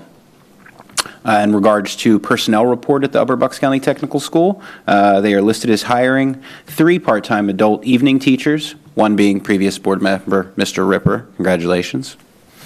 And continuing to grow our evening class programs, they also accepted the resignation of a substitute teacher. We also voted that evening to offer a 5% discount to veterans for adult education classes in the evenings, and there was also suggestion of the possibility to increase that in the future for our veterans. The Finance Committee met and approved the budget for the 2018-19 school year, as you may have heard earlier. The final approved budget was an increase of just over $250,000, breaking down to about 2.4%. The budget has been made available to the board for approval. One of the takeaways from the resurfacing, the meeting was the resurfacing of the committee to revisit the funding model, the financial responsibilities of the individual schools. The formula stipulates in the Upper Bucks County Technical School Articles of Agreement they need to be changed and amended and approved if that is going to happen. Finally, we adjusted the calendar year to adjust for the changes that were recently made in the school districts. A few announcements. March 1st, the Upper Bucks County Technical School is going to have barbecue dinner pickup. And if you get your orders in by February 27th, you can pick them up on March 1st from 1 to 3 o'clock in Percy at the technical school. Also, once again, to touch on it again, because it's going to be a great event, the Upper Bucks County Technical School is having a breakfast with the Easter Bunny. Saturday, March 3rd from 9 to 11 at the school on Ridge Road, $7 for adults, $5 for kids, unlimited eggs and pancakes and some breakfast meats. And I once again want to remind everybody that the Upper Bucks County Technical School does offer adult classes in the evening, so please check out the website for the classes that are offered. And the next joint operating committee board meeting is going to be March 15th at 7, which I also believe everybody's invited to. There's going to be dinner, if I recall. Yes? March 15th. And I'm done. Thank you, Mr. Akmanowicz. The president report. I don't have anything official to add, but I was actually hoping maybe to steal Zach and Dr. Harner's attention and help for a second, just to understand with the rest of the board together a little bit more about the budget process going on. Specifically, with the desire of, on the Finance Committee about the furloughs, because people will ask me, they say, you know, what do you, why are you guys so fixated on that?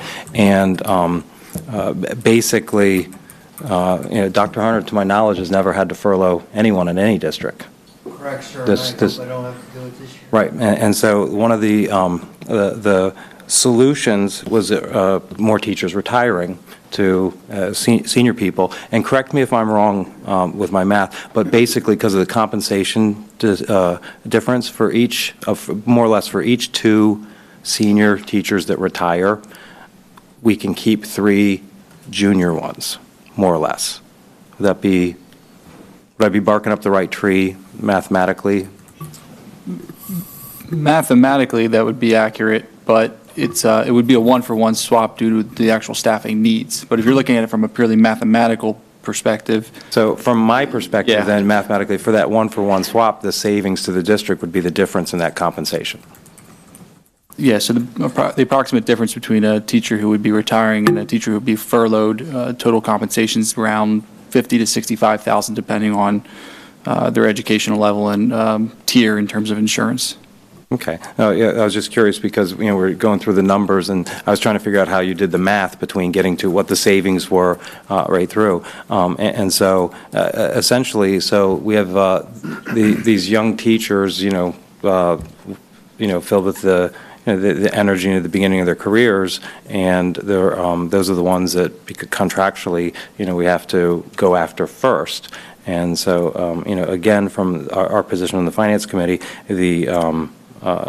if the personnel has to be cut, we would much prefer it to be voluntarily, people near the end, because not only, because we're going to balance the budget, we will do what we have to do to get there, but if the message gets out that, to provide safe passage for the younger teachers, to help out the budget, to help out the community, we would definitely like that message to get out to the teachers to chew on that. And as the furloughs do go out and retirements come in, all the way up until the moment it actually happens, it can be taken back. We can bring them back in. That's correct? Yes, that's correct. From a timing standpoint, letters would have to be issued next month, and the board would be taking action on actual furloughs. That doesn't mean those individuals in the end would be furloughed. We would be accepting retirements, resignations, all the way up through the end of the school year. So the letters will go out, but then any new retirements or resignations will save a job. Correct. Okay. Anything to add to that, Ms. Mitchell? You were in there in those discussions. Can I ask a question? You had mentioned that 4 teachers retired that netted the budget $250,000. Is that correct? Mm-hmm. That comes out to 60. What? How much? $62,000. $62,000 a person. I can't imagine that a senior teacher is making that. No, the $65,000 is the difference between the individual who would have been furloughed and the person that is going to retire. So in the first look budget, I already accounted for, from a staffing perspective, how many furloughs were going to happen. Now what I'm doing is every time somebody retires, I basically put the furlough back into the budget, take the retiree out. The difference is the $65,000. How many furloughs are we looking at this point? I don't have an exact number Ballpark. At this point, but ballpark would be maybe 8 or so. Yeah. How many? Oh, okay. I thought you said something else. So I just caution that, I worry about our approach being that we stand at the risk of losing some young rising stars. So let's put some. I don't know. I wasn't in the finance meeting. I was in the. Well, that's why I brought it up, because I thought this discussion was important. Great time over there in the policy committee. Yeah, it's riveting. So the reason I brought it up, because I thought it was an important enough issue and one with enough gravity to the community and to the district that we should have it together, not just in our room. Yeah. Because the thing is that I know Ms. Mitchell was slower than me to come to the conclusion that about the necessary evil. Is that correct? But having seen the numbers and the reality, it's the reality. Yeah, and so, you know, I want the conversation to be, you know, across the board to understand the, you know, that it's not easy decision, but the thing is the budget has to be balanced. It has to. That's a legal obligation. We have to, you know, deliver the best product we can with the budget we have and preserve programs. And so to the point is, you know, these young teachers coming out who you know, just getting ready to start their careers versus those at the end, you know, I'm of the opinion that, you know, a couple people are thinking about, you know, this year, next year, whatever, if they would take the, I guess take the well, not even incentive, because that's going to expire next year. There's the whole rest of the year. But, you know, someone would find it within themselves to say, hey, you know what, I'm feeling about done. Let's let someone else have their career now that mine is at the end. And I'd like to see, well, 7 or 8 more people take that over the course of this spring, because I would like to see Dr. Harner keep his perfect record of not ever having to furlough anyone. And so I think that we, as a board, if we know a teacher, if we know anyone in the situation, you know, get the message out that, you know, we don't want to furlough anyone, but if we have to, we have to. You know, we need just, you know, and I was hoping if we have a consensus among us at the board that this is the right sentiment to have, and if anyone disagrees, I'd be curious why they did. You know, I'd only be worried about tapering out. Institutional memory is, you know, it's real. I mean, you taper out too many older individuals that have been here for 24 years. I mean, there's a lot of institutional memory. How many teachers do we have, Zach? Oh no, yeah, I get it. You know,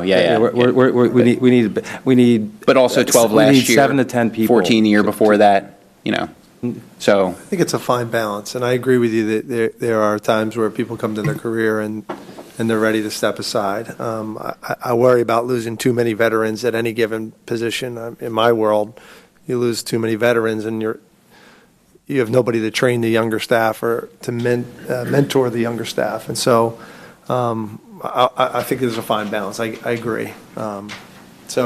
I wouldn't be able to disagree, because I don't have, or with your question earlier was, does anybody disagree? I don't have the knowledge to agree or disagree. I haven't seen any of it. Just kind of listening to what you're saying. We've talked, you know, about, you know, the finances.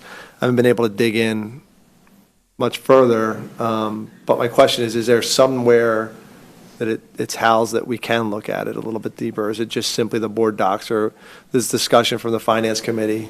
You guys presented with new numbers.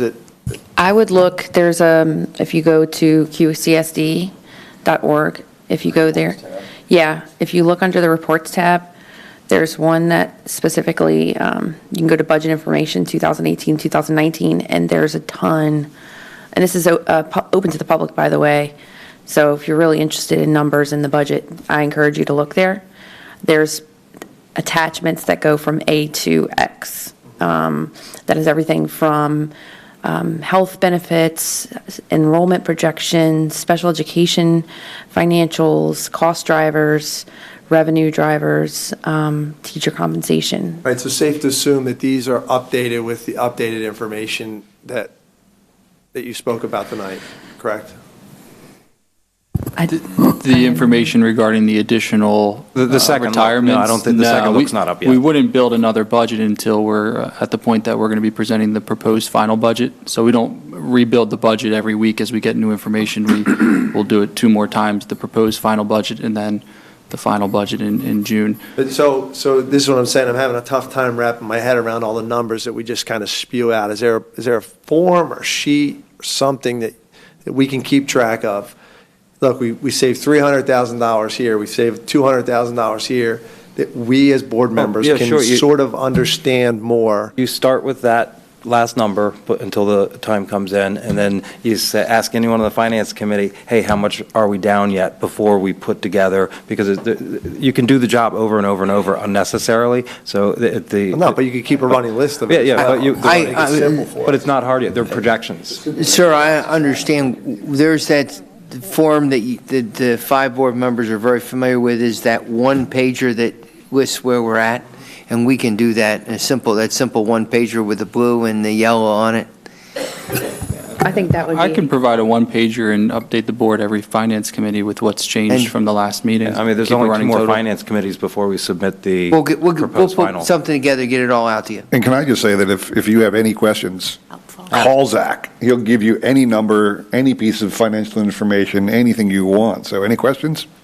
No, which I appreciate, and I'm not trying to be hard, I just trying to understand. Yeah, no, but We yeah. talked about this at our moments offline where, sometimes it's cumbersome to try to figure out where to analyze. Yeah. It's a So lot that's going why I was asking, when I'm writing my budget, it's pretty easy. I keep a running tab of areas that I've saved, and at the end of the day, I can say to my boss, here's the $300,000 we saved, and these are the categories that I've saved them under. I don't expect to have to rewrite a budget each and every. Maybe one thing that would be helpful, I think I'm getting what you're asking, is we're only up to attachment X, I think you said. Maybe do attachment Y. You're looking for 3 million. And I think what you're pointing out, Keith, is I think Dr. Sedicum said, oh yeah, now we're down to 2.4 million. Okay, what was that 600,000, right? You're just saying, what are you finding? Where are the rocks that you're overturning? Just keep telling us, and list out, oh, I got 600K from here. Maybe 800K from 8 retirements, or. Oh, yeah. I think that's what you're saying is, hey, as you find these I don't things. want to make extra work for anybody. Yeah. But right now it's living and breathing, and so and these are just offhand projections now. Hey, look, we found something that we're going to we found something else, and so it'll be finalized and thrown. This is the new projection here, and there'll be another one in about a month or so. But what we were doing in the finance committee was just saying, hey, guess what? Looking under a couple rocks, there's something here and something here, and we're just sort of giving you general information about it. There'll be something more formal forthcoming. But back to the early point, I was just wondering. I want to see if there was any objection from any other board member about taking the position that if 10 positions have to go, for example, that's just how it's going to be. If we're all in agreement that it would be better if they retired versus being furloughed, right? And I'm trying to see I'm curious if anyone would think differently. And that's what I was putting out there. I mean, if they're going to retire in the next couple years, obviously, like you said, we want to, from what I understand, we have a very tenure-heavy staff. Is that right? Am I out of line? Our staff, I believe the last time I checked, and this might have changed, maybe the average is 12 years of service, somewhere in that neighborhood. I wonder how that compares to what others, I mean, I just feel like we should have that balance of institutional knowledge and tenure, and that, when you look at a staffing from a business standpoint, you always want to have that waterfall of people, and so it's hard, I get it, but having that bell curve, I guess, of staff where you have a nice group of tenure and then new, and then somebody falls in the middle. So I think it would be helpful to know how we compare to other districts before we could say that for sure. Because if we felt like we had a good amount of tenure, if we were pretty tenure heavy, then maybe we might say, okay, well, we have a lot of veterans, we'd feel comfortable making that assumption. Can I charge you with digging into that a little bit more and bringing us up where your heart is developed to before the next Yes, and I'll be next talking meeting? to you about Yeah, because what happens is being on the committee side by side, I want to know where you're coming from and your gut on this as well. Okay, good. All right, that's it for that. We have, let's move to the items for board action. The first is public comment on fiscal items presented for a vote. Do we have any public comment? Okay, go to the first item. There's 12 items, but we Oh, already voted on 2 of them. Oh, gotcha. Okay, yeah, all right, yeah, there were initially 12 items, that's what I was checking. We voted on 2 of them. The first item is going to be to advertise and solicit bids for the 6th grade center parking lot repairs, which, that's the one that we had to hold up last year because we didn't have the money, right, Dr. Hunter, in facilities? I'm sorry. The parking lot, they were going to fix the parking lot that we couldn't last year because we were too tight. This is that one, okay. I need a motion to authorize permission to advertise and solicit bids for 6th grade center parking lot repairs. Consent agenda, you go through. We'll do them all at once. You do them all at once. We'll do, oh, okay, gotcha, yep. Everyone see that, each of the reports on their board docs then? So it'll be the treasurer's report D. Okay, so. Does he officially have to read each one as? Reference to the Okay. letter of the agenda. Okay, so do I have a motion to approve the fiscal consent agenda as approved, pulling out the two that we already voted on? That be correct? Yes. You have to excuse me, I'm new at this. I motion to approve the agenda as presented minus the two already approved. Okay. Okay, we have one. Second. There you go. All in favor? Aye. Aye. Opposed? Okay, passes unanimously. All right, so then we'll go to, is it Human Public Resources? comment on? Okay, do we have public comment on the Human Resources item that are presented for a vote? Okay, and I'm looking for a motion on the Human Resources consent agenda as presented, 4 categories. Ms. Mitchell? I'll second. Okay, Ms. Weed? All in favor? Aye. All opposed? Motion carries unanimously. That was easier that time. Okay. Public comment on the Office of Teaching and Learning items presented for a vote? Okay, none. Do I have a motion to adopt the public comment on Office of Teaching and Learning items presented for a vote? Moved. We said for public comment, I think, first. Which one? Voting or public comment? Oh, the Office of Teaching and Learning consent agenda, one item on there, approval of a textbook. So moved. Second. Okay. Policies and program? Yes. Okay. How did we vote? Yeah, all in favor? Aye. Opposed? Okay, so next is the public comment on policies and program items presented for a vote. Do I have a motion to adopt the policies and program items? Okay, there are 5 items on there. That Ms. Mitchell? Need a second? I'll second. Mrs. Weed? Okay. Yeah. Hold on. Oh, hey, I'm ahead of Alice, yes.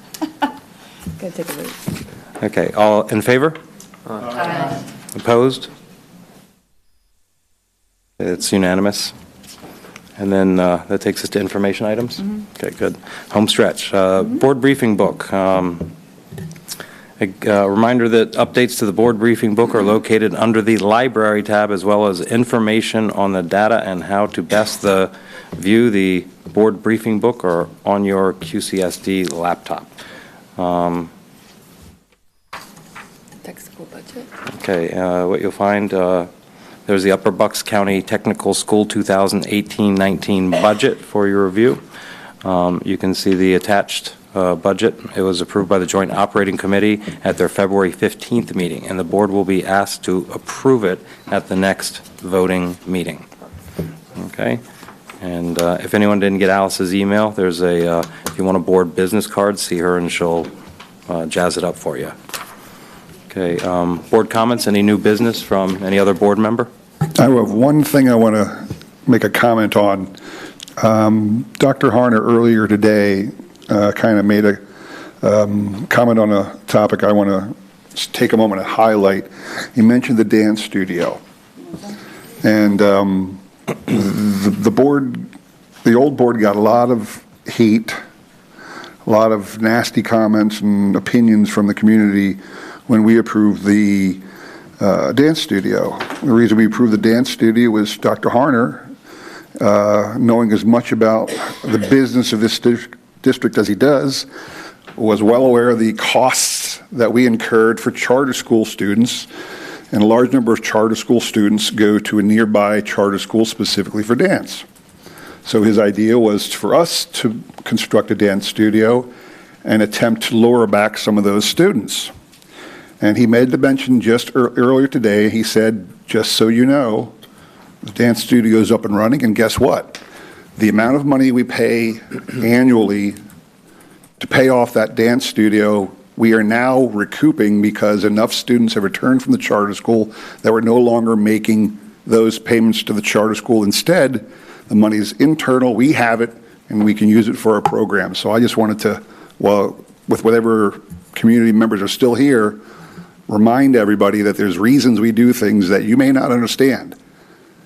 But this is an example of where the community was against us, didn't believe we were spending our money wisely, but in the end result, we're saving money for this community by building our own dance studio. Can we get some numbers on that? How many, just out of curiosity, came back? And like, I'd like to see some information on that. Certainly. And other good news on that is most folks in the community know Miss Cindy. So Miss Cindy's dance, she wants to rent the facility. Yep. And so that's got to be smart. And so she's coming in, Alice, Tuesday? You and one things on Tuesday to come see me. She wants to run her school out of there? Is that what you're saying? No, I didn't say that. No. She has her own studio right there, down there in downtown the borough. She pays for it. She'll pay to rent it. She wants Somebody else is going to rent it. Part of the history, I promised Jeff we'd be out of here before 9. I promised Keith we'd move the meeting along. That would be first. I haven't got a piece of I'll candy. read the last bit really quick. No, I'm kidding. Here we go. There you got it. The number is 4, right? It came back so far? When I first got here, the way the Performing Arts Center was designed was just to put plywood down there on the stage, and Jonathan Lechner and made me aware that it would be useless. We wouldn't be able to rent out the facility because Miss Cindy and others have used that for dance, plus our high school students use it for dance and performances. Wouldn't be danceable. So the board made a change order, part of the high school project, about $35,000 extra dollars, put in wood that would support that. Mr. Ripper was a part of selecting that wood because I remember the conversation, and then shortly after that he became the facilities chair. Miss Cindy came in to help me with all that. Then we started looking at our performing arts program, and part of my first year board goals was to look at how we can build out our arts, visual arts, and performing arts program. Laurie Stout, our lead teacher for the visual arts, is sitting in the audience there tonight. She got the studios she needed. We had to do a lot of change orders for that to get it right because all the educational specifications that were done 8 years ago really didn't cut it. So we had these speak now, forever hold your peace meetings. A part of that was that the boilers were still there, was dead space. We figured out that if we spent an extra couple $100,000 and over the lifetime of the loan, that would be the bond would work out, and all we would need to bring in is a couple students to pay for that annually, and then rent it out, and then you're even making money. So now the dance teachers, the marching band wants to use her for dance rehearsals. She has an after-school dance team. She's doing a lot of other things besides bringing back in and building a strong program and looking at making the dance studio also used during the school day for Strayer students. So it's a 6-12 program during the school day. And remind us again how much it costs per year. And also dance summer camp, I was just reminded by Lisa. John, you said something? Annual cost? Yeah, just remind the dwindling public how much it costs per year. Dak? Approximately. I was wrong earlier when I said 20. I looked it up. It's closer to $13,000 a year is the debt service. And 30 years, right? Yeah. And 4 students, I understand, have come back? Is that? I think we have 2, 3. Okay. No, 4? No, I don't know. Mr. Ripper, you don't know. So what? All right. And we pay, and wait, we, just for the record, we pay the performing arts school 20 what thousand? $267,000. Yeah, but $267,000 a year. yeah, but it's 20 something thousand a student. How many per student? Yeah, 20. It's 13 and a half for a regular ed student, and for a student with a disability, 24.5. That's what we pay the performing arts school. Right, plus the transportation. Plus transportation. Okay, So- 9.9. So one student defrays the payment. So maybe to help, like Vic had some good points about, these costs, and people think about the, $450,000 on the studio, $3.5 million on the fields, even though, it's like saying you buy a car. I don't have new cars, but you buy a car, but my lease payment. So that's why I asked what the actual cost per year is. Because it's not like if we didn't spend 400,000, Vic, or if we didn't spend 3.5 million, because we're not spending that. That's kind of the point. It's still optics, though. I mean, well, it is optics, but so the interesting thing is, if we want to hold every decision, so the good news is you can probably financially justify this. Plus, you're getting all kinds of other benefits from it. We could have also not done it and not got those benefits and not have to, and it might cost the school. But it's interesting if we are selective about when we apply this has to make financial sense and when we don't. I'm looking for the benefit where I can stop hearing about that field. Yeah. You won't. That's every day. Well- It'll be 30 years and we Again, won't be here. this is the thing I wanted to mention, though, because I've been hearing a lot of feedback. Yeah, it's terrible optics. When you have schools breaking down, you know, facilities, from what I understand, correct me if I'm wrong, we can take bonds out for renovations of schools, correct? So then, why are we prioritizing dance studios and turf fields over taking bonds out? All these little things add up, and if I'm a community member, and a lot of people are asking, why do we keep spending? Why? We are bleeding money, and here I am on the facilities and the finance committees, and it's hard for me to make sense of it sometimes. Like, I get that we have things that, like, Neidig is in desperate need of renovations. My son goes to that school, I know that. We have a roof that we didn't anticipate needing. But from a community's perspective, I think as a board, we have to do a better job of communicating to our communities where we prioritize our bond spending, okay? And it just, regardless of the benefits, it looks awful when you have like a $80 million high school and then you have all these other schools that are falling apart. It's like, why did we not address the house on fire right over here before we decided to, you know, you get where I'm going. So I'm hoping that as a board, we can start making these decisions and prioritize this better and also communicate to our citizens in our community, you know, like why we're doing the things we're doing, and also analyze the spending and stop the spending as much as we possibly can. Like, people are asking me, like, Neidig. I think it just goes back to, you know, the human factor. I mean, we talked earlier tonight about furloughing teachers, and you know, I understand the other stuff, but the other stuff is a nicety. I mean, I would say the dance studio sounds like it's doing, you know, the job it was set up to do. But I think losing 8 teachers and a dance studio benefits 4 people or 5 people. I just don't see the. Over the long term, it'll benefit our arts program, I think. Well, I'm not disagreeing with that, but I'm saying in the immediate, like next year. Yeah, what's the opportunity cost? So I'm just, I agree with you. It doesn't look great. We got to prioritize our bond spending. And so it's one of the things that worries me especially as we're talking about the teacher issues. As our kids have been, you know, Dr. Harner gave some numbers earlier today that were staggering, with the number of administration figures that are down in the high school, number of teachers, the number of adults, supervision. God bless you. And we have more kids than ever in that school, I think. So. Yeah. Okay, so last general public comment, if there's nothing else. Mr. Bartholomew? Vic Bartholomew, and I'm from Milford Township.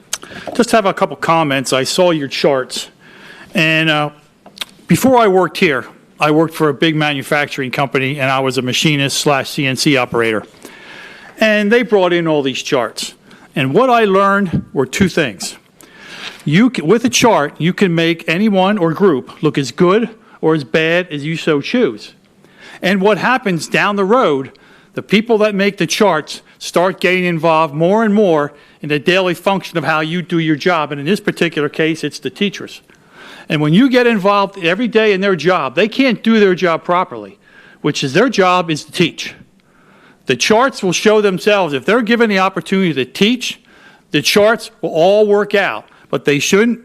I mean, this is just what I found in over 30 years in the machining. I know it's not in the public, but that's what I found out. It doesn't work. Down the road, it's a recipe for disaster with all your charts. And I know the state says you have to do this and you have to do that. But you can't let yourself get involved in the daily running of a school. Let the teachers teach, the administrators in charge of the school do their job. And my other point is about the furloughs. I worked in a union shop over 30 years, and I remember being at the bottom of the barrel with guys with more time than I had, and it was time to get laid off, and it's not nice to say, you don't have the time, you get laid off. But in this, when you lose experience, especially if you teach, because I taught guys how to run machinery and to be a machinist where I worked. There's nothing you can replace with experience. Experience is what counts. That's what counts in your long run. I know you can't measure it in a chart, but that's what matters. The teachers that are experienced know the things that work, because it seems like every few years you want to change things. But the teachers that have 15, 20, 25 years experience know what works and what doesn't work. They're going to see something that you bring down, they're going to say, heck, man, that's not going to work. But they'll try to make it work, but it won't work, and they know it, so then they'll do it their way. So you better be careful of trying, if you say, well, I would like to see 7 or 8 teachers leave if they can. Some of these teachers, I'm sure they're thinking, well, maybe I could retire. But if you think you're going to retire in 2 or 3 years, why should you even think about getting out now? There's no reason. You need those experienced teachers in this district. That's what makes this school district really, really good. When all my kids went here, Mr. Anderson knows that. They've been, and you can't replace experience. That's all I have to say. Thank you. Thank you. Any other comments? Mr. Weand?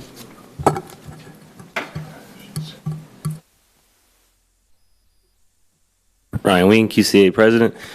Dr. Sadegum, I want you to be careful and be empathetic towards our veteran teachers. This is a lifetime of their work. If you were about to sell your podiatry practice, I'm sure it would be a very tough decision for you, not just financially, but emotionally. I would welcome you to come to QE and tell me that Steve Wysocki, who has put in his retirement, isn't as enthusiastic as a new teacher. So I want you to please consider that when you talk in public about young teachers being enthusiastic and a veteran teacher should step aside because of that. Please also be careful with the language when you're talking about an incentive. This is not a retirement incentive that's on the table. This is an incentive to retire, to give notice of retirement, really. That's a misspoke there. It's an incentive to give notice of retirement. There's a big difference. If this, what we're offering right now, would be a true retirement incentive, it would kind of be a little bit embarrassing to offer that. I worked with Mr. Shuck on this to try to incentivize teachers to give, who knew they were going to retire, to give their notice ahead of time so we could minimize the amount of letters that were going to be sent out. As of now, we have 4. We're definitely hoping for more. But this is nothing similar to past retirement incentives. I'll tell you that the pushback that we're hearing of why people can't retire or won't retire, everyone has their own individual experiences and situations with kids in college or whatever it may be. Insurance is really the driving factor that's keeping them and preventing them from retiring right now. So thank you. Please consider that. No, thanks for the comment. So the reason I brought it up during the President's report was so this dialogue came out because, because I wanted this to be an open conversation so we can hear from as many opinions on the topic going through the process, and so that the board is witness and participative in the thought process of all parties concerned. So hearing from your perspective is valuable information. Hearing from the public is valuable information.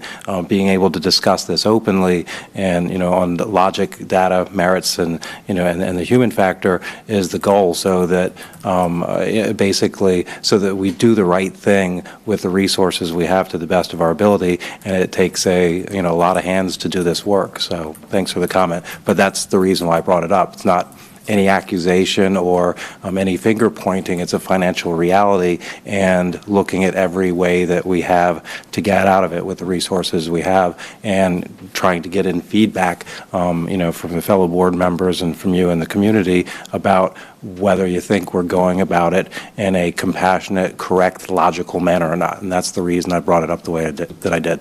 Okay, thank you again. All right, with that, we have One quick thing, just one quick thing.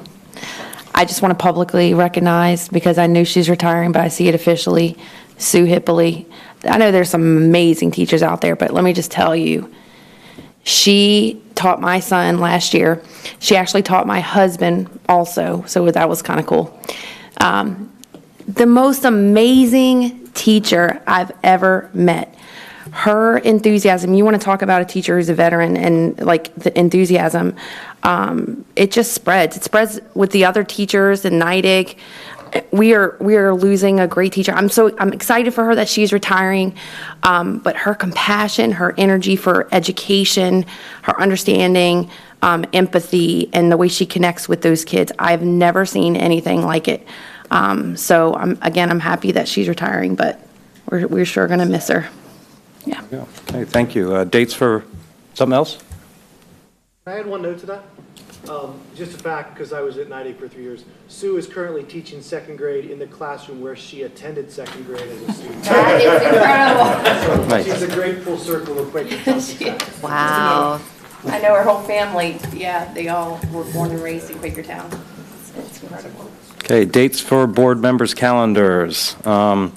February 28th, 2018, regular voting meeting, 7 p.m. That's 22nd. Sorry. Oh. All right. Alice just took the fall for that.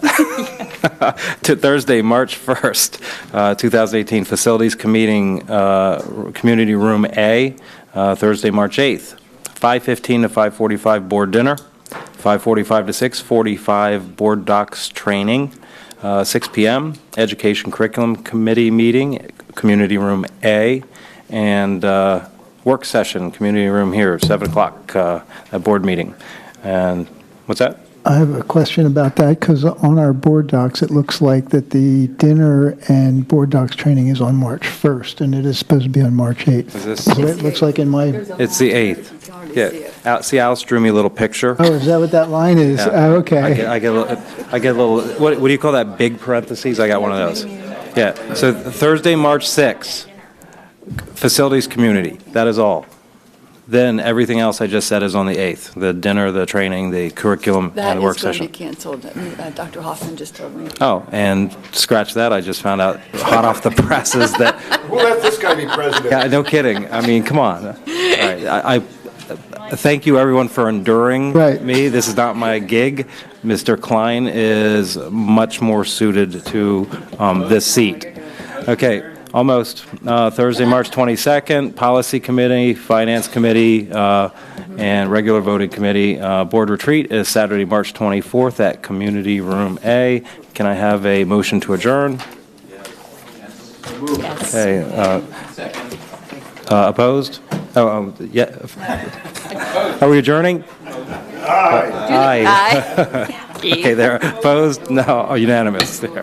Thanks, everybody.